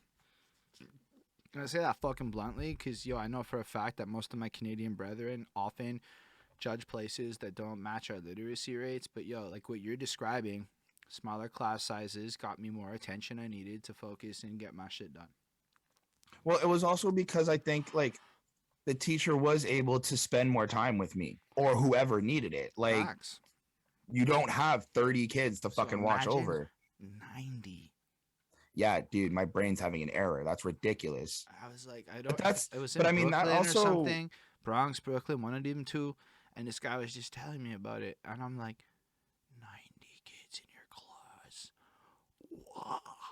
That's like a fucking university level practically, but it's like that's, that's what I was just middle gonna say. school. Like, but it's crazy to think that like 90 students at a university level isn't as daunting as 90 Yeah, students in a high because a school level. university also has teaching aides and shit. So like there is like a subdivision thing where it breaks down to like 30 people per person kind of thing. Mm, Secondarily, you're in fucking university. You're kind of supposed to be autonomous at this point and the teacher has hours available and help available to give you what you need. But like right. you're kind of supposed to be able to do some shit when you in university. But what I'm saying is like, and in like the younger ages, especially in places where maybe there's a lot more single parent households and a little bit more of a wild environment, um, I just feel like I don't think we all have that perspective. Like, bro, I'm not gonna lie. I didn't know how many like apartment buildings that were like 22 floors high and like each floor clearly had like 15 to 20 units on it back to back to back to back it was, bro. Like I thought Montreal was big. Bro, it's not big. Montreal is wide as New York. It's not big as New York. Right, And I right, was like, right. and that's all residential shits. And I was like, yo, bro, it's baffling to try to like consume these numbers and the volume of people going to the same place. Anyway, so with that, it kind of made me just think it out with what you're saying, right? Like people be needing better education assistance, but Quebec, I think it's gonna get worse, not better, especially with COVID and how fucking weird that got. Right. Um, I gotta take a quick bathroom break. All right, Two, so two while minutes Chris is quickly. everyone, all right, Chris is back again. Tell a friend. Um, so yeah, Tell all your friends. oh, bah. I'm pretty sure Ghostface Miller would make a great interview. I saw him do his fucking work. I was already wanting to interview him back there. So that's cool. Ghostface Miller, UK too. I'd just be like, bro, tell me about UK shit. He'd be like, so you mow the grass like this in the UK? And I'd be like, bro, he's talking about the UK lawn mowing shit. You can ask Chris, is that fake? It's not fake. It's not fake. That's actually how it goes down. I just have a good friend of mine who lives in the UK. So that's like, well, actually, I have another friend who lives in the UK. So like, I talk to him and I kind of just know, well, they vibe out over there. What? Um, I mean, I know y'all do more in the UK, Ghostface Miller. Like, I'm not ignorant to the UK. We eat fish and chips and drink tea. I mean, I know y'all probably Well, I really do that. prefer the UK music, the UK drill music more than like the American drill music. I like Montreal I music just more than all the other musics. like I'm really feeling the UK music. That's like in my morning rotation. Mm, I fucks with that Montreal shit, but like I get it. I get it. UK drill super dope. I'm not even gonna lie. It's wild. So Chris be out there explaining the emotional complexities of Chrometopia to the people. He's like, wait, Chrometopia? Yeah, buddy, I know what Chrometopia is. Why don't you tell the people about Chrometopia? So Chrometopia is my little world. Quite literally the world I live in simultaneously in the real world. Um, Can we it's argue just it's a little everything bit of a meta thing? met. Oh my god. Yo, bro, you're Oh gonna my love god. it. I can't wait to make my fucking meta shit. I'm down. I, Give it to me, baby. they were talking about like the fucking rooms and the rooms, the meeting conferences things, and I was like, oh, here we go. I'm gonna be in one of these. I'm just like, that's what I'm on. All right, Chris, tell us But about your future meta rooms. Chrometopia is basically just everything that I kind of see in my head. It's the world I live in.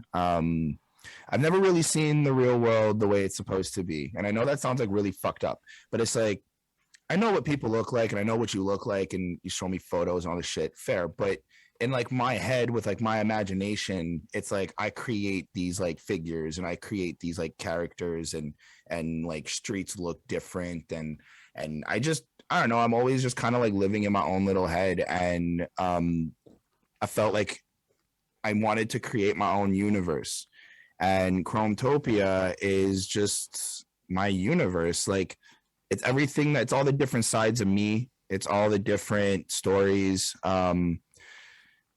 Currently I'm working on I'm on this run of like apologizing. I've got a lot of I'm apologizing to some people within my music. The end goal is to be able to look back at Chrometopia and see like a full growth of who I am, from beginning to end, in a sense.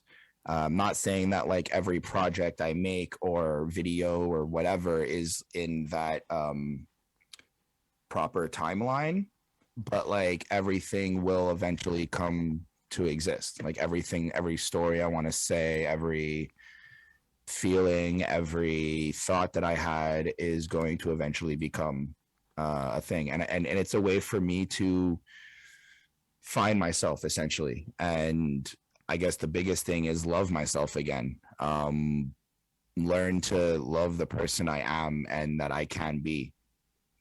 That's cool. Pretty much what Chrometopia is. And so if we think about the meta, you can't build out rooms. Be like, bro, this is the on road meticulous room, and like you go on like a car. Yo, people be like wildly like skeptical. I'm like, y'all see a Travis Scott show? I'm not trying to go there with the news. We're not. We're no. But I'm saying, did you actually watch any of the footage, bro, and see the show? I mean, the footage I saw was all bad. Like it was all bad. Bro, like I saw the part somebody where uploaded the whole concert. Like I just right. found like the whole stream.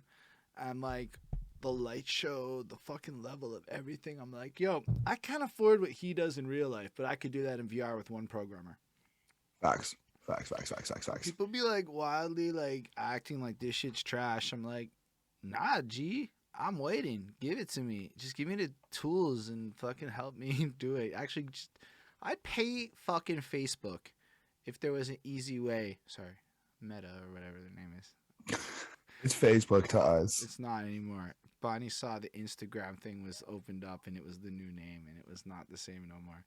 But like, oh god. I guess what I'm saying is like, yeah, man, those tools seem litty. Like, imagine like with your imagination, and you were able to like, cause I know y'all don't know maybe, but Crispy like one of them visualized motherfuckers, right? Where like he be listening to music and he'll hear like one bar and he'll forget about the rest of the song and just invent a story in his head.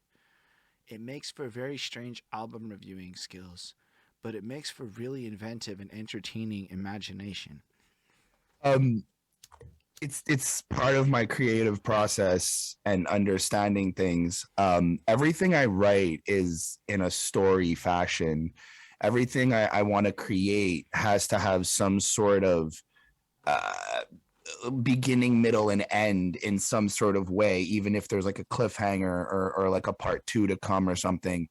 It's just how I've always guessed I've seen the world. Like I feel like I came to realize that the world's a really like dark place at a young age, and I guess I started just creating this like happy place in my world, in my mind, and starting to try to project that out to,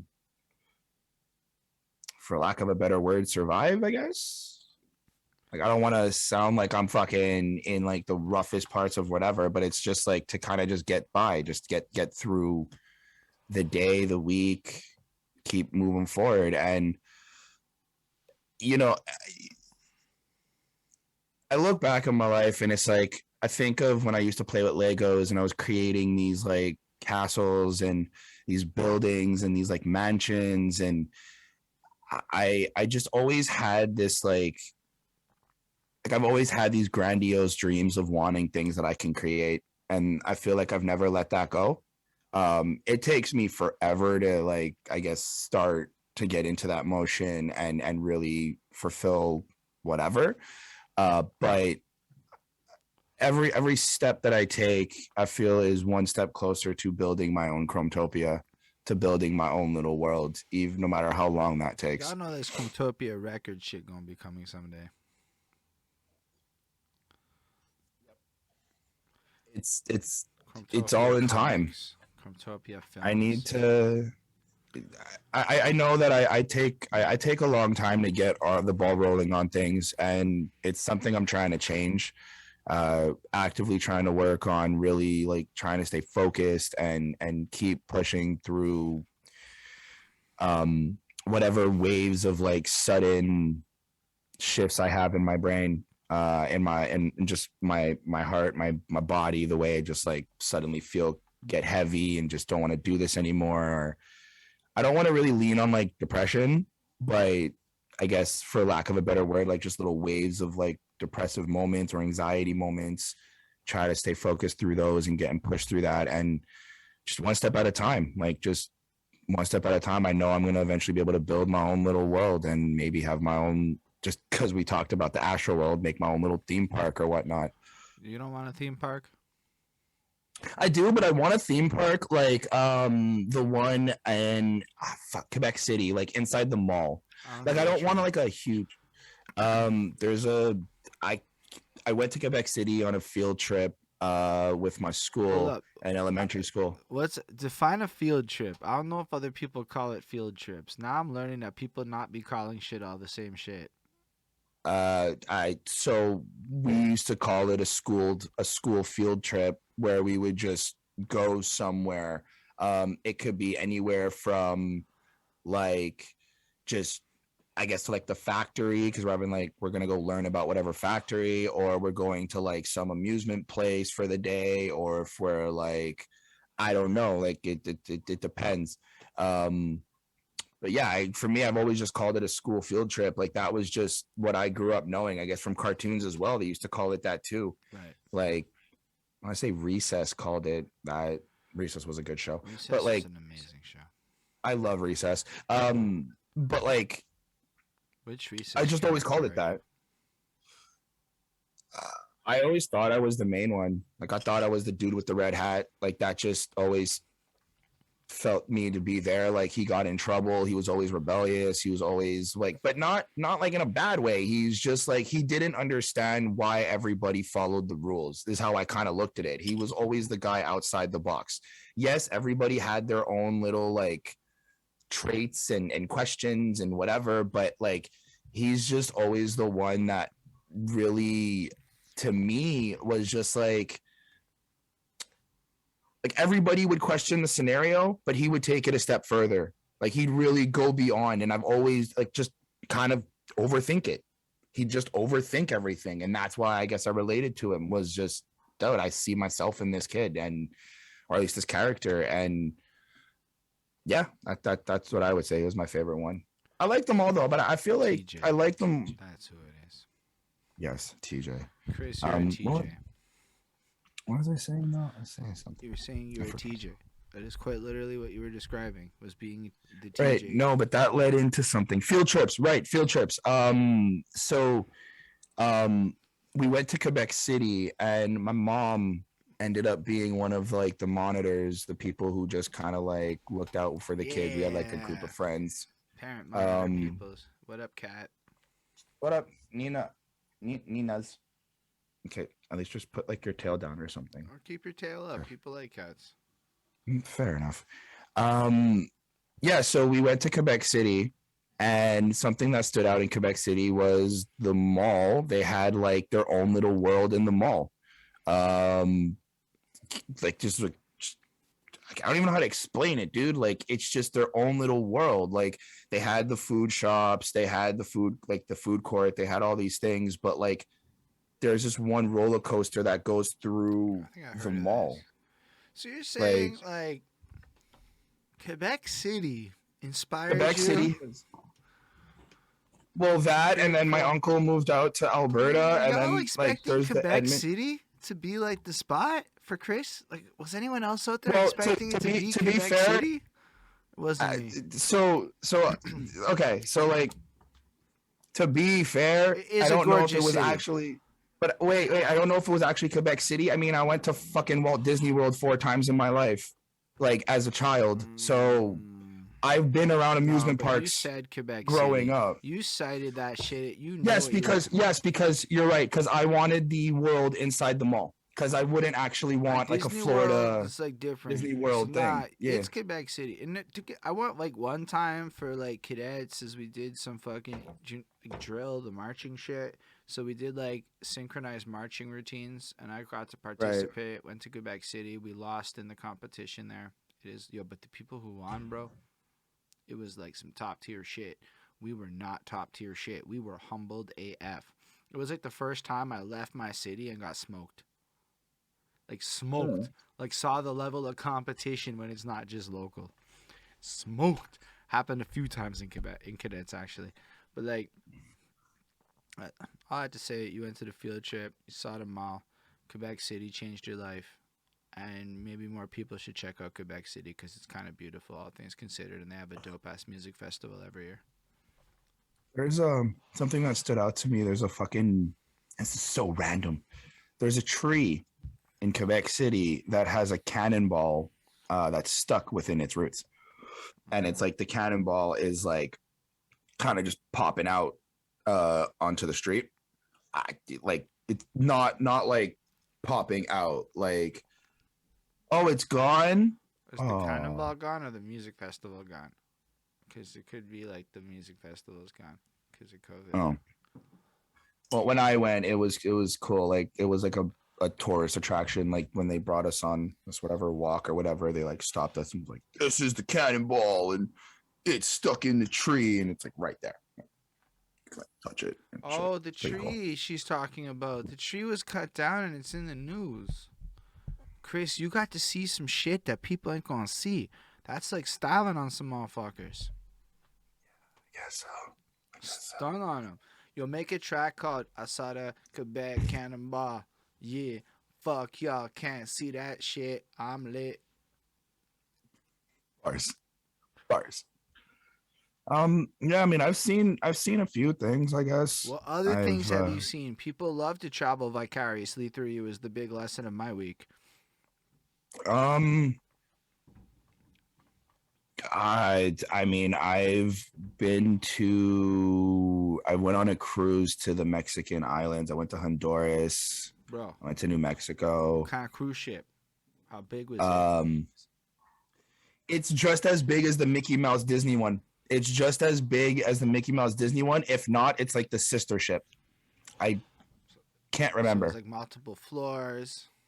Multiple floors. Two separate multiple floors. Jesus Christ. Two separate buffet places with all the different shops. They had like six pools, all on the main deck of like where everything would I guess be. They had and captain's night, we all like there was like two groups, so they would cut the ship up in half in groups, and you would have I guess dinner with the captain, 5 course meal, whatever it is you choose.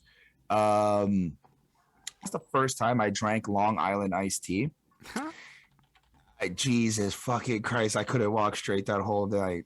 Especially when the boat was like, and it was like the worst night to drink too, because the like we were hitting rocky waves. Like it was So like, drunk ass Chris, like, oh. well, it got to a point where when you were sober, you were fucking up, but we got to the point of so drunk that we were actually kind of walking straight at one point. Like we just kind of went with the waves that like we just, yeah. Um, honestly, and this is just like my own whatever. Before I left, everyone's like, "So how are you gonna like smoke on the boat? What's gonna happen? Like, you're gonna go a week without smoking weed?" And I was like, "Bro, I'm gonna find. Like, don't worry. Like, I'm going to figure this out. Whatever." Day two, Oh. day two of being on the boat, walking to the casino. I don't even know why were we there? I don't know what's happening. Like, so I don't even know what fucking floor we were on first. Press the elevator, get in the elevator, click whatever random button, doors open up, it's the casino. We walk right through, and as we're walking right through, there's like these two dudes. They're like blowing money on fucking games, just chucking it, getting super smashed. Oh, awesome people. I walk up to one of them like, hey, do you have a cigarette? He's like, yeah. Do you guys smoke? And I'm like,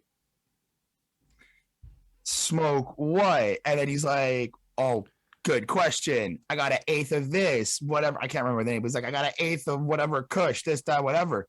So the guy I'm with, and coincidentally, the guy I'm with is from Chamonix. So I'm with like a local, and he's all telling me about Chamonix and how they're all gangsters and all this stuff and that whole life there. So like, we're all chilling out because we're basically all from Montreal, the whole clique, and it's like basically my family, him, I think his sister, and some other girl. Yeah,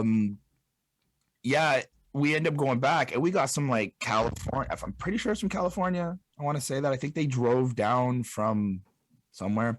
Whatever. We got some Kush, and then we ended up being able to smoke there. We ran out fairly quickly because it was only a 3.5. That's when I learned that an eighth was a 3.5. Then day 3, dude from Chamonix comes back with like 2 zips from an island. Don't ask questions. Don't know how. He's like, bop. And I'm like, what? And he's like, yeah, bought 2 zips fucking straight from some dude on the island. That's it. We're good for the whole trip. How much is the 2 zips of island tourist weed? I don't know. I didn't ask. I was like, how the fuck? You have to. I don't know. I will figure it out. Fine. But I was more concerned of like, how the fuck did you not like get caught? Like they scan you. Like when you come back onto the boat, they like kind of pat you down, sort of like they check your shit to make sure you're not bringing anything that you're not supposed to. I don't know how he did it, but he ended up bringing in fucking 2 zips. So we were pretty cool with that. That was pretty dope. We got caught. Oh my God. I got into an awkward conversation. Something was happening. I was having a fucking moment. And then my mom turns around and she's like, oh, shut the fuck up. You've been smoking all week. And I was like, what? Like, what? How? And then I look over. Oh my God. Not doing. I didn't even look over. I was like, I take the L, leave. I go back to my room at one point, and I'm switching through the channels on the TV. Bro, 4 channels are different cameras on the TV on the fucking boat. So your mom. We got caught randomly by my mom flicking through channels and going, "Hey, that's the boat. Hey, that's my son. Hey, that's my son smoking on a boat." It's hilarious, Chris. Why? I mean, not why. That's funny. That's hilarious. But it's a good lesson to the world. Everybody, let's learn from Chris's blunder. Like, we should learn from our blunders. If you on the boat, make sure to watch where the cameras be at before you go smoke. Oh yeah. After that, once I got caught, I was like, "Yo, fuck this. We're going to the corners. We're going to like." So can we just shout out how your mom and them let you do it? They probably had a whole ass conversation. I mean, Chris is smoking weed on the boat. He's making memories for like, just let him. And then you were being I didn't ruin your fun, and you heard the subtext of that, and you're like, okay, mom, I'll stop being a wanker. You didn't ruin my mom's a fucking G. I'll tell you that. My mom's a gangster, bro. I do not fuck around. That's hilarious. I mean, I looked it up.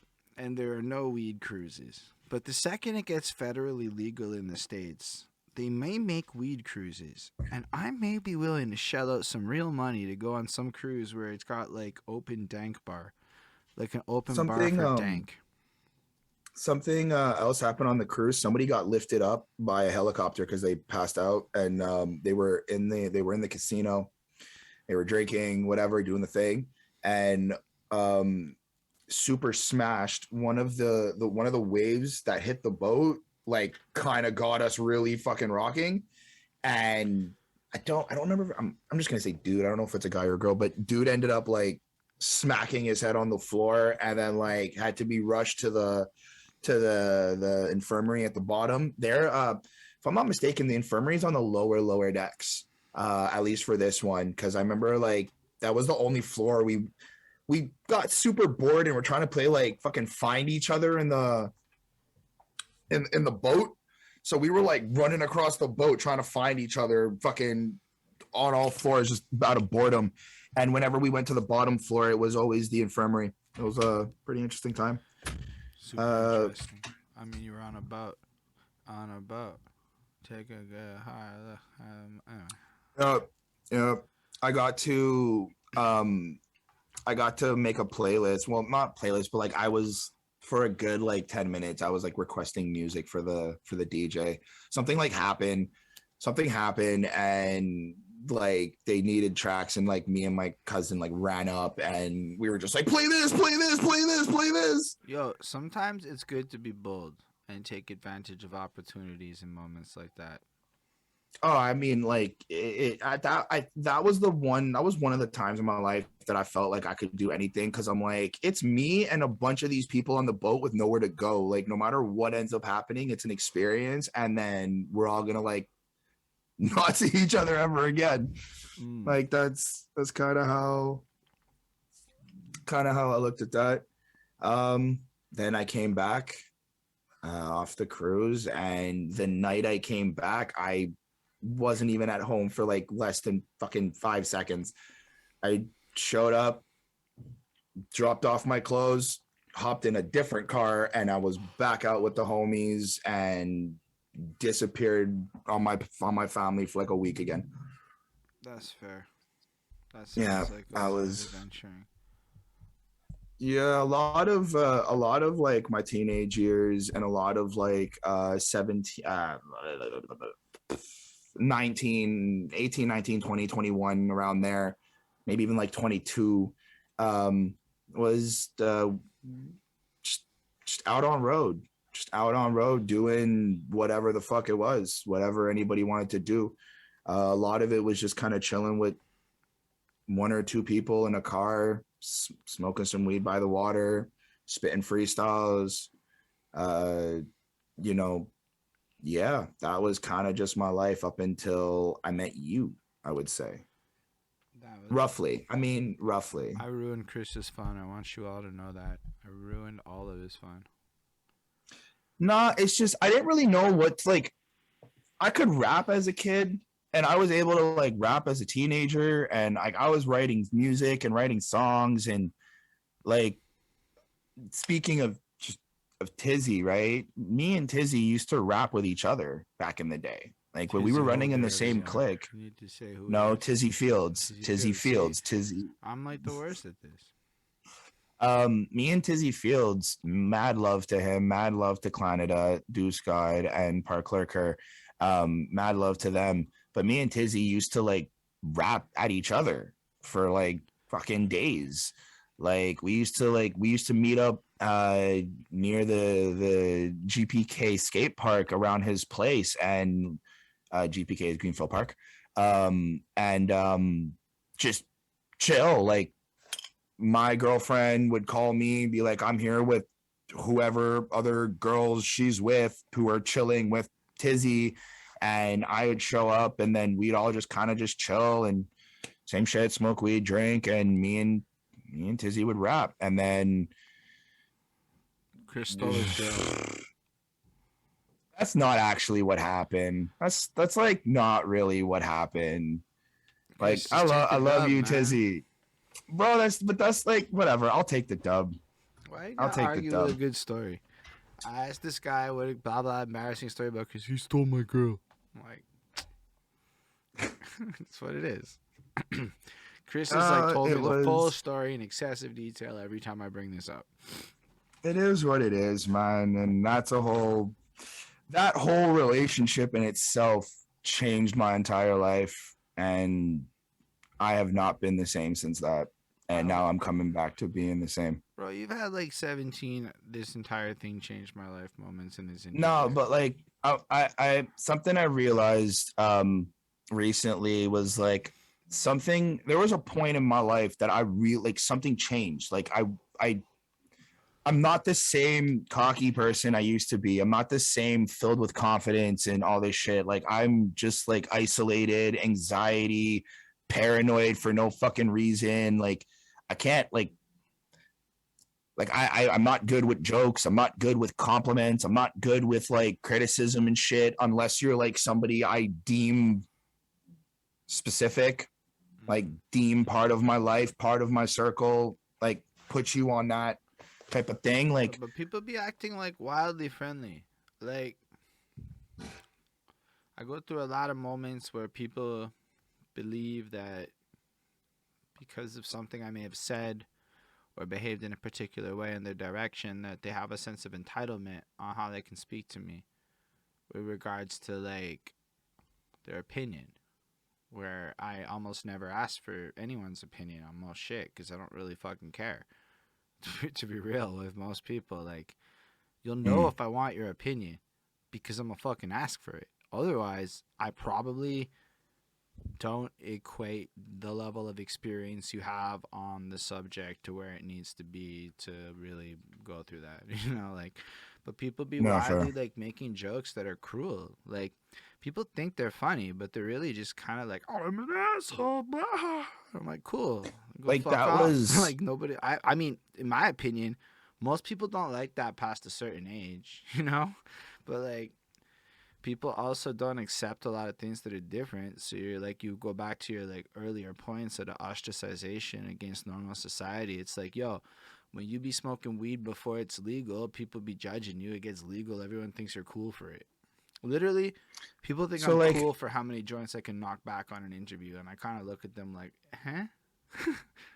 If yeah. that's what it is, I'll smoke a lot, but like, okay, that's kind of corny, but What's crazy to think though, just with like the way people treat people, I feel like there was this like within my friend group, right, which has drastically gotten super small over the time span from like when I was like fucking 16, right?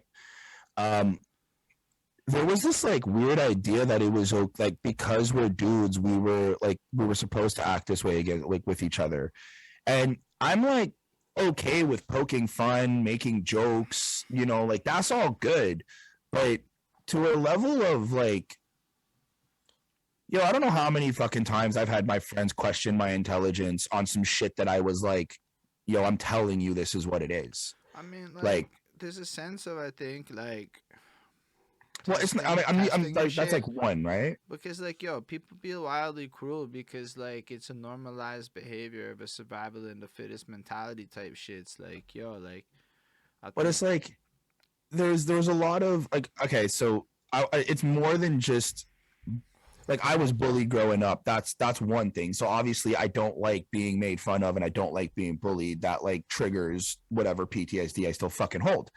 But like in some sort of way, it's like my group of friends, that's kind of just what we did.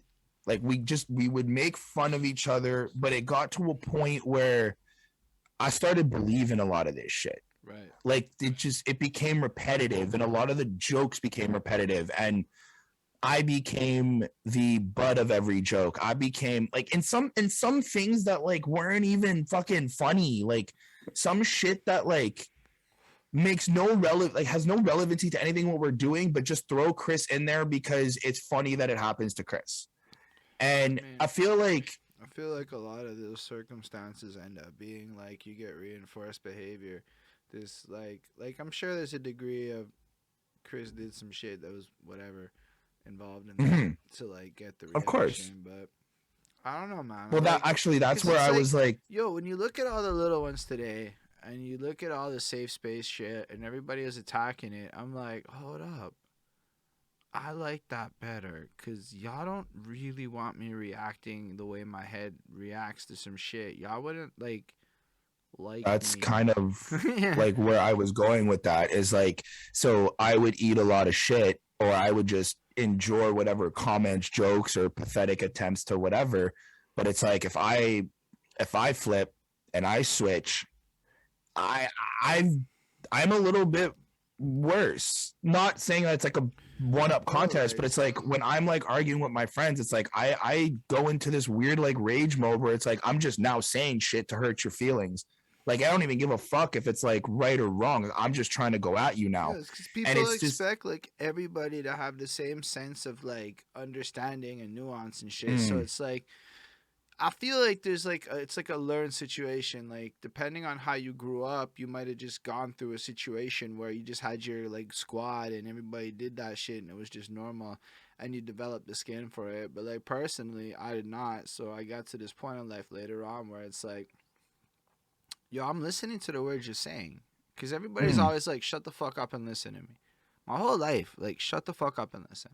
So I finally start shutting the fuck up and listening to the words that these people be using in their jokes and shit. And like, people be wildly cruel. Now, whether or not that's cool, that's how people is, whatever, whatever. But like, it's why I don't think a lot of shit's funny, because I don't necessarily get off on that shit. I mean, I get why people do, but really, I find it like a low self esteem, low dick energy move to like laugh at people who are lesser than you for the sake of it, and which is often, or like, like it's just not cool to me.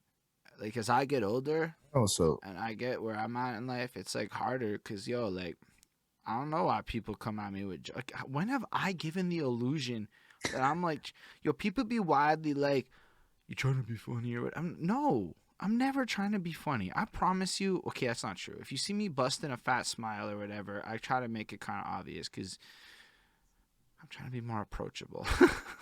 right, right. But I like, mean, like, yeah, people be wildly like on some like agreed upon shit. But when I started like reading the terms and conditions of life, as they say, I was like, that's some whack shit when you really think about it fundamentally. I don't know if I adhere to it as much personally. something that really also stuck with me, and I guess this is like with a lot of, I guess, musicians or rappers or whatnot, is like the lack of support from a lot of my friends. Like, I have my core people who to this day are still around because it's just been pure support all the way and mutual on both sides. Like, I'm there for him, I'm there for her, they're there for me. It is what it is. But I feel like just this idea that there feel like a lot of people in groups or in cliques, they make fun of the person who's trying to do something different or that doesn't align with what they believe can be possible. Yeah. Like the amount of times I was told by like people I respected, or at least I thought I did, and like was friends with, that I'm like a garbage rapper, but then getting recognition from random people who are like, nah, you're not the best, but you're like you can rap, like you know what you're fucking doing. It's just a weird Ooh. like world. It's a weird world that I got myself caught into, because it's like, am I really good? Do I really care about this like these opinions, their respect, the way That's that like so. I think that's something that, like a lot of people deal with, but it's also like wildly like, yo, why should my friends give a shit? No, I don't mean like fans or people in my circle of music peers that because that's like a career thing, right? Like typically, motherfuckers don't care about your job,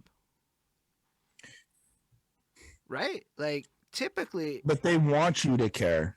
At least the people I dealt with growing within this timeline and like at this time in my life and shit, it's like y'all don't really care about my efforts to make music or to write lyrics or to try to do this and that, but y'all are ready to like ask me to care about your efforts to want to whatever, well, I mean, learn but this like fucking trick, learn everybody like this, learn wildly this kind that. of like that in a sense, but like the Mm-hmm. other side of it is like, and this is just in defense of people, because I do think that sometimes as artists and types of people, like, yo, I put in so much fucking work into my shit, and like then you go somewhere like New York and you're like, shit, I ain't done shit.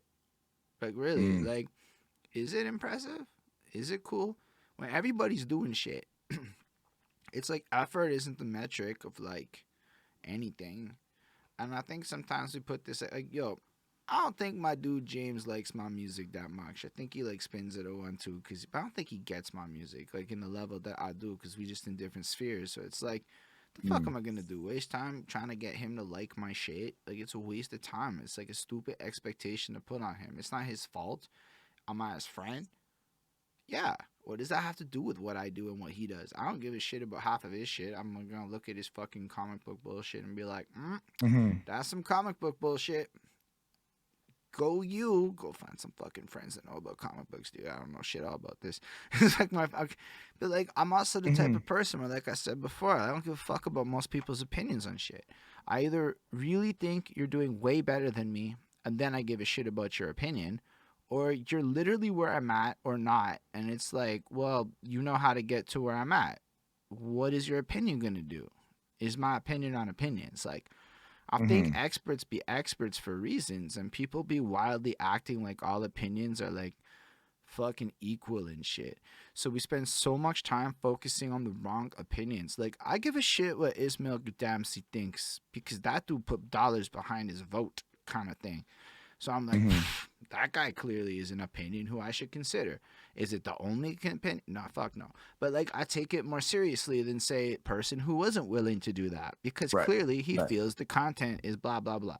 And it's like when I talk to like artists and rappers and shit, like I mean, there's ones that I think know about music, ones that I think know about this. So I ask maybe about particular things, but I don't know if we do ourselves justice by like actually seeking the approval of our friends and the people in our peer networks because frankly, most of these people don't care and might not even know you if it wasn't for the circumstances that forced you into that immediate circle. You know what I mean? Like it's Yeah. I think we've like created this society where these arbitrary connections mean more than they do.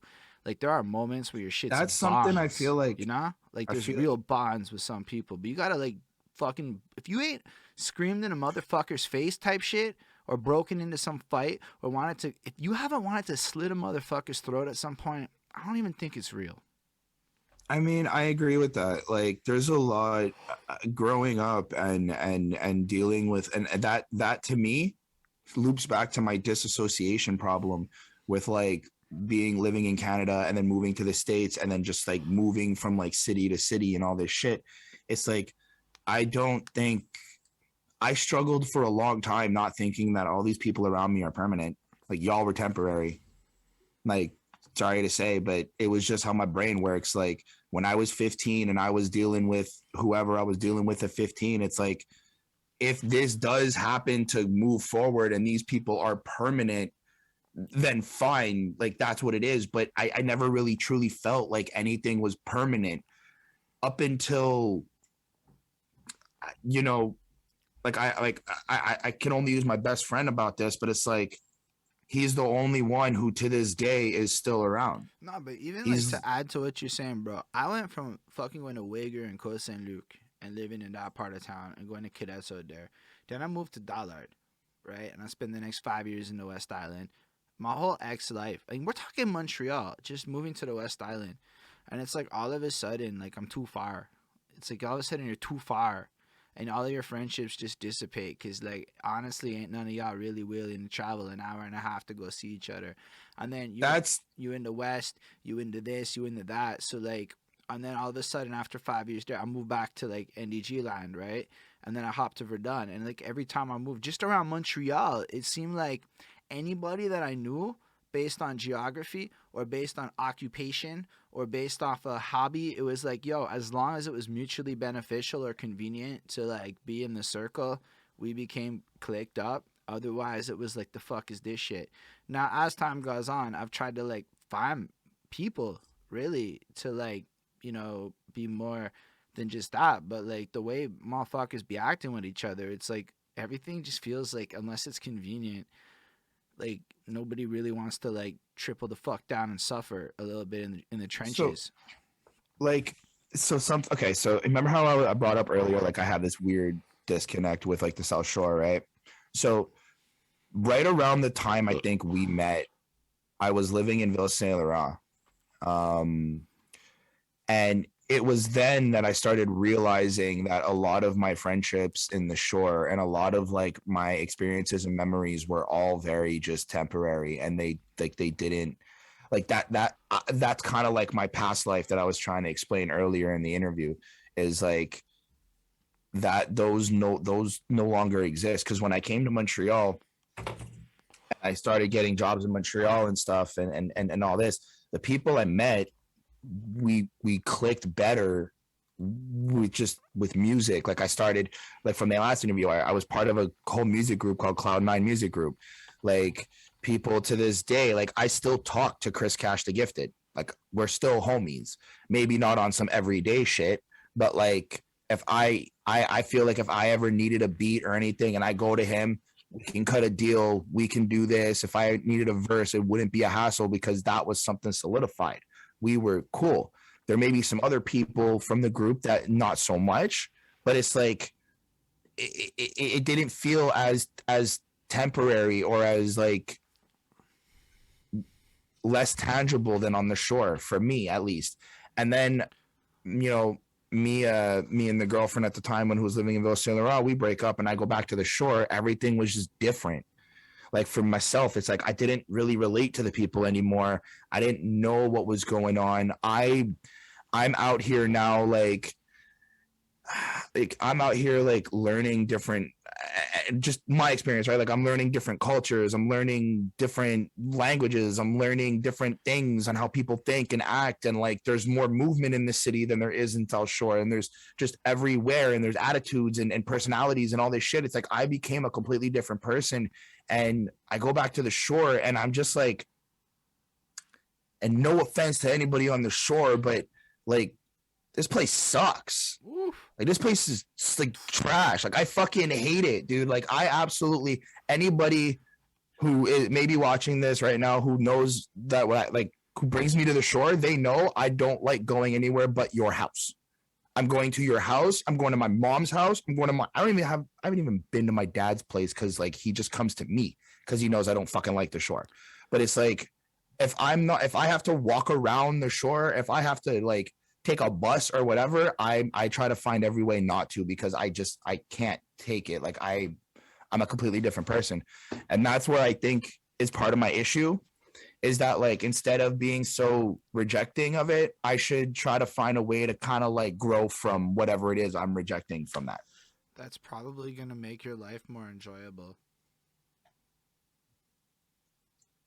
Yeah, I know. Just on something like, damn, it would sometimes be simpler to take a little walksy poo.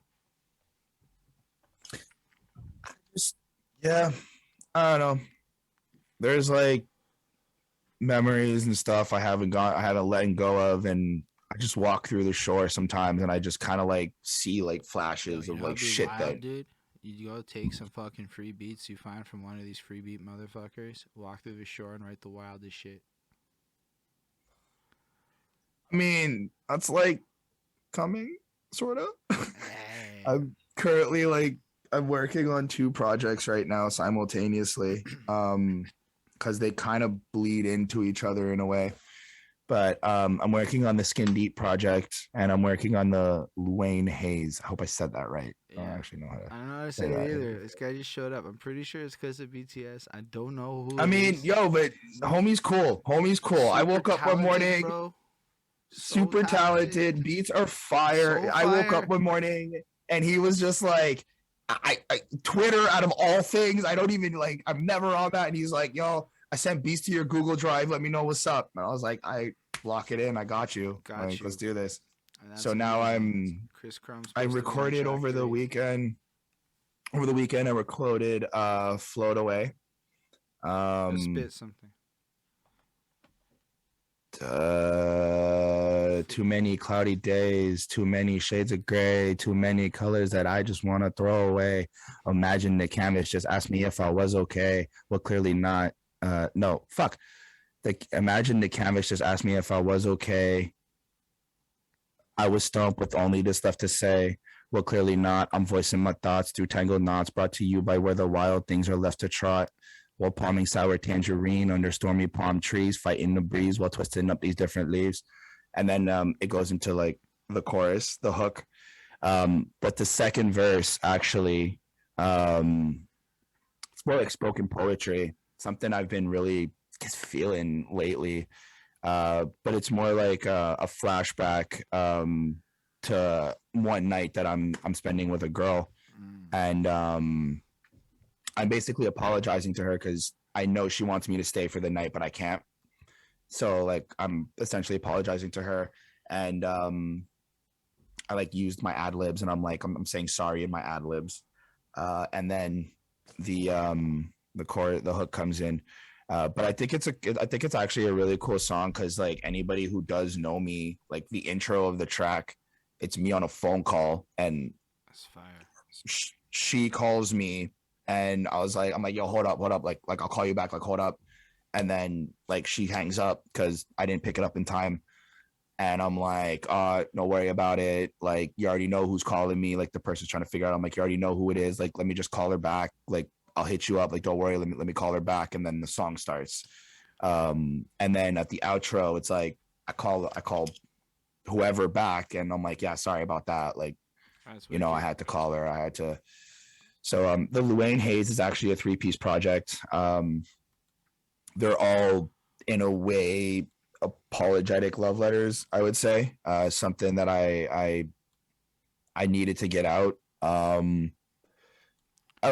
lot of like right now I'm in like a really personal bag for some reason. I decided I'm gonna get like super personal and just be like really, really honest with myself. And a lot of it started off with the Skin Deep project, actually. Like I heard I have a banging track on this Skin Deep project, and it is so like I love this song so much that inspired me to take the route I'm now taking. And I kind of like I'm making a song where I break the timeline. Like I kind of go back in time to try to talk to myself, and like I'm trying to fix it. So I acknowledge I'm actually breaking the timeline. I'm like exposing myself in certain relationships where I fucked up, and I'm taking accountability for. Yeah, like I'm kind of diving into like my childhoods a little bit, trying to be like just truthfully just be very honest. And then when Luane Hayes sent me the 3-pack, they just really like spoke to me in a way. Like I really, really felt like his beats, and I was like, nah, I'm just like this is just gonna be like the 3-pack to get it started. That's dope. So I look forward to hearing all of that. Yeah, I do try to plan on getting the 3-pack out as soon as possible. It's almost finished. I do have one more track to record. But the Skin Deep project, I'm aiming for my birthday.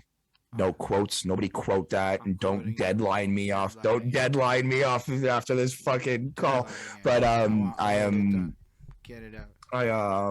Yeah, that's my goal. Is for my birthday, November 29th. I want to drop the Skin Deep project. Do it. Yeah. At least drop a part of it. Yeah, no, that's like something has to come out. I've been feeling certain ways about just my life and shit, and I just need to tell him, Chris. Need to get it out there.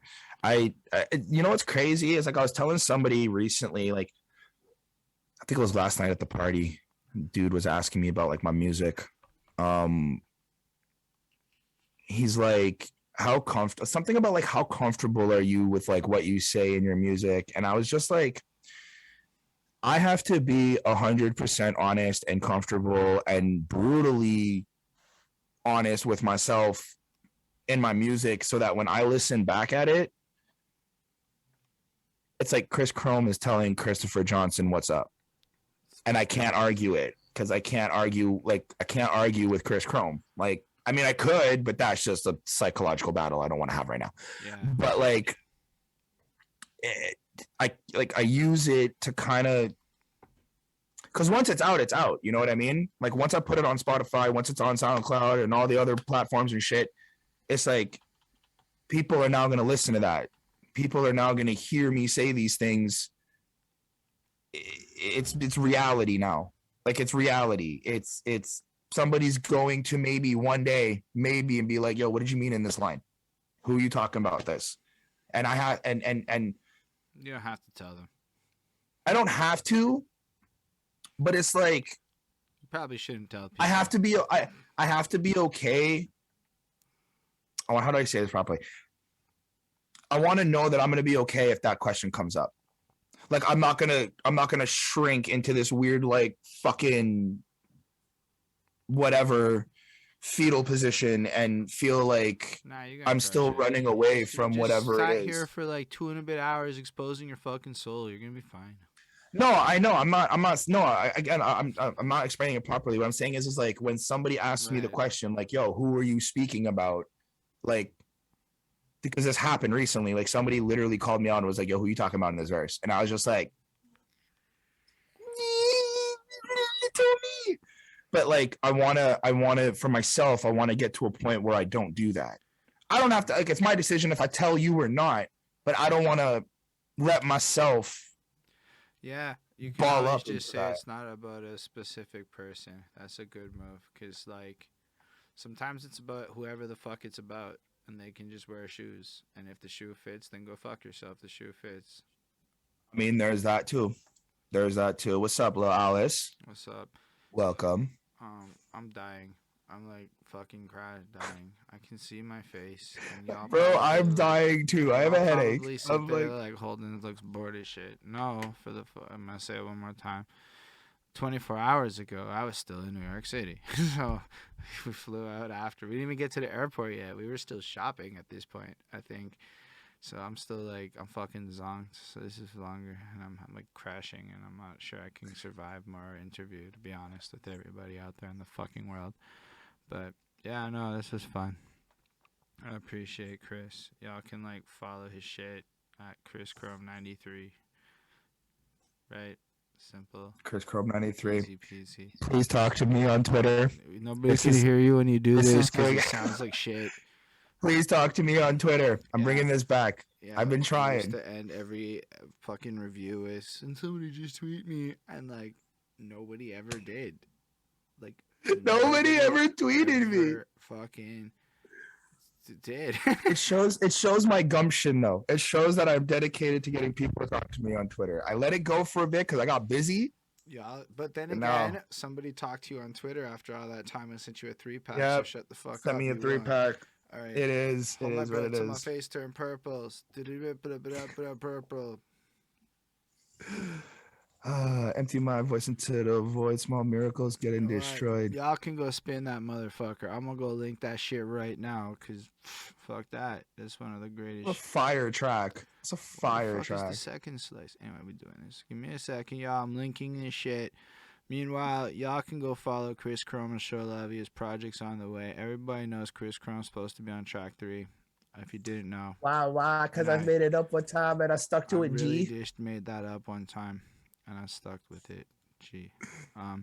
So yeah, that's the track. Guess what? Is track 3. And anyway, y'all follow him. He'll have more shit. He's watching all of your shits. He's in the fucking backgrounds editing, and he'll be more stuffs. He's always at the things. And if y'all want to meet Chris Chrome, he's available to do stuff with you. I love that. I love that. What? He's there. He's watching all your stuff. He's at all the things. All these things he's just at. He is. No specific, just all these things. I'm just so busy. He's an omnipresent force that y'all should not fuck with because he's not, I don't know, something positive. Follow Chris, love Chris. That is the best. I will take that. I will take that. He is an omnipresent force that is something positive. That is heartwarming. I don't know. Shout out all of you for suffering through this with me. I wasn't suffering. It got to suffering at a point. I'm like, I gotta fucking eat or something. I'm like, that part happened, but otherwise it was wonderful to be with everybody and to hear more about Chris and his insights and his fanny pack love and all that good shit. Migos times was another phase, another era. Oh, you gotta pass the fanny pack check, fam. You gotta pass the vibe check. About that. Anyway, and then like, shout out everybody watching in the future. Y'all know what it is. Links in description. Bloop bleep blop bloop. We're gonna raid somebody. We're gonna fucking hit the button. I don't even know who it is. They were just online. They're musicking people though, so they make music. Y'all should peep it and show love and follow and shit. And on that note, I fucking love all of y'all's and live long and fucking prosper. We'll go live and go through footage next Sunday. A lot of footage. Love. Bye bye.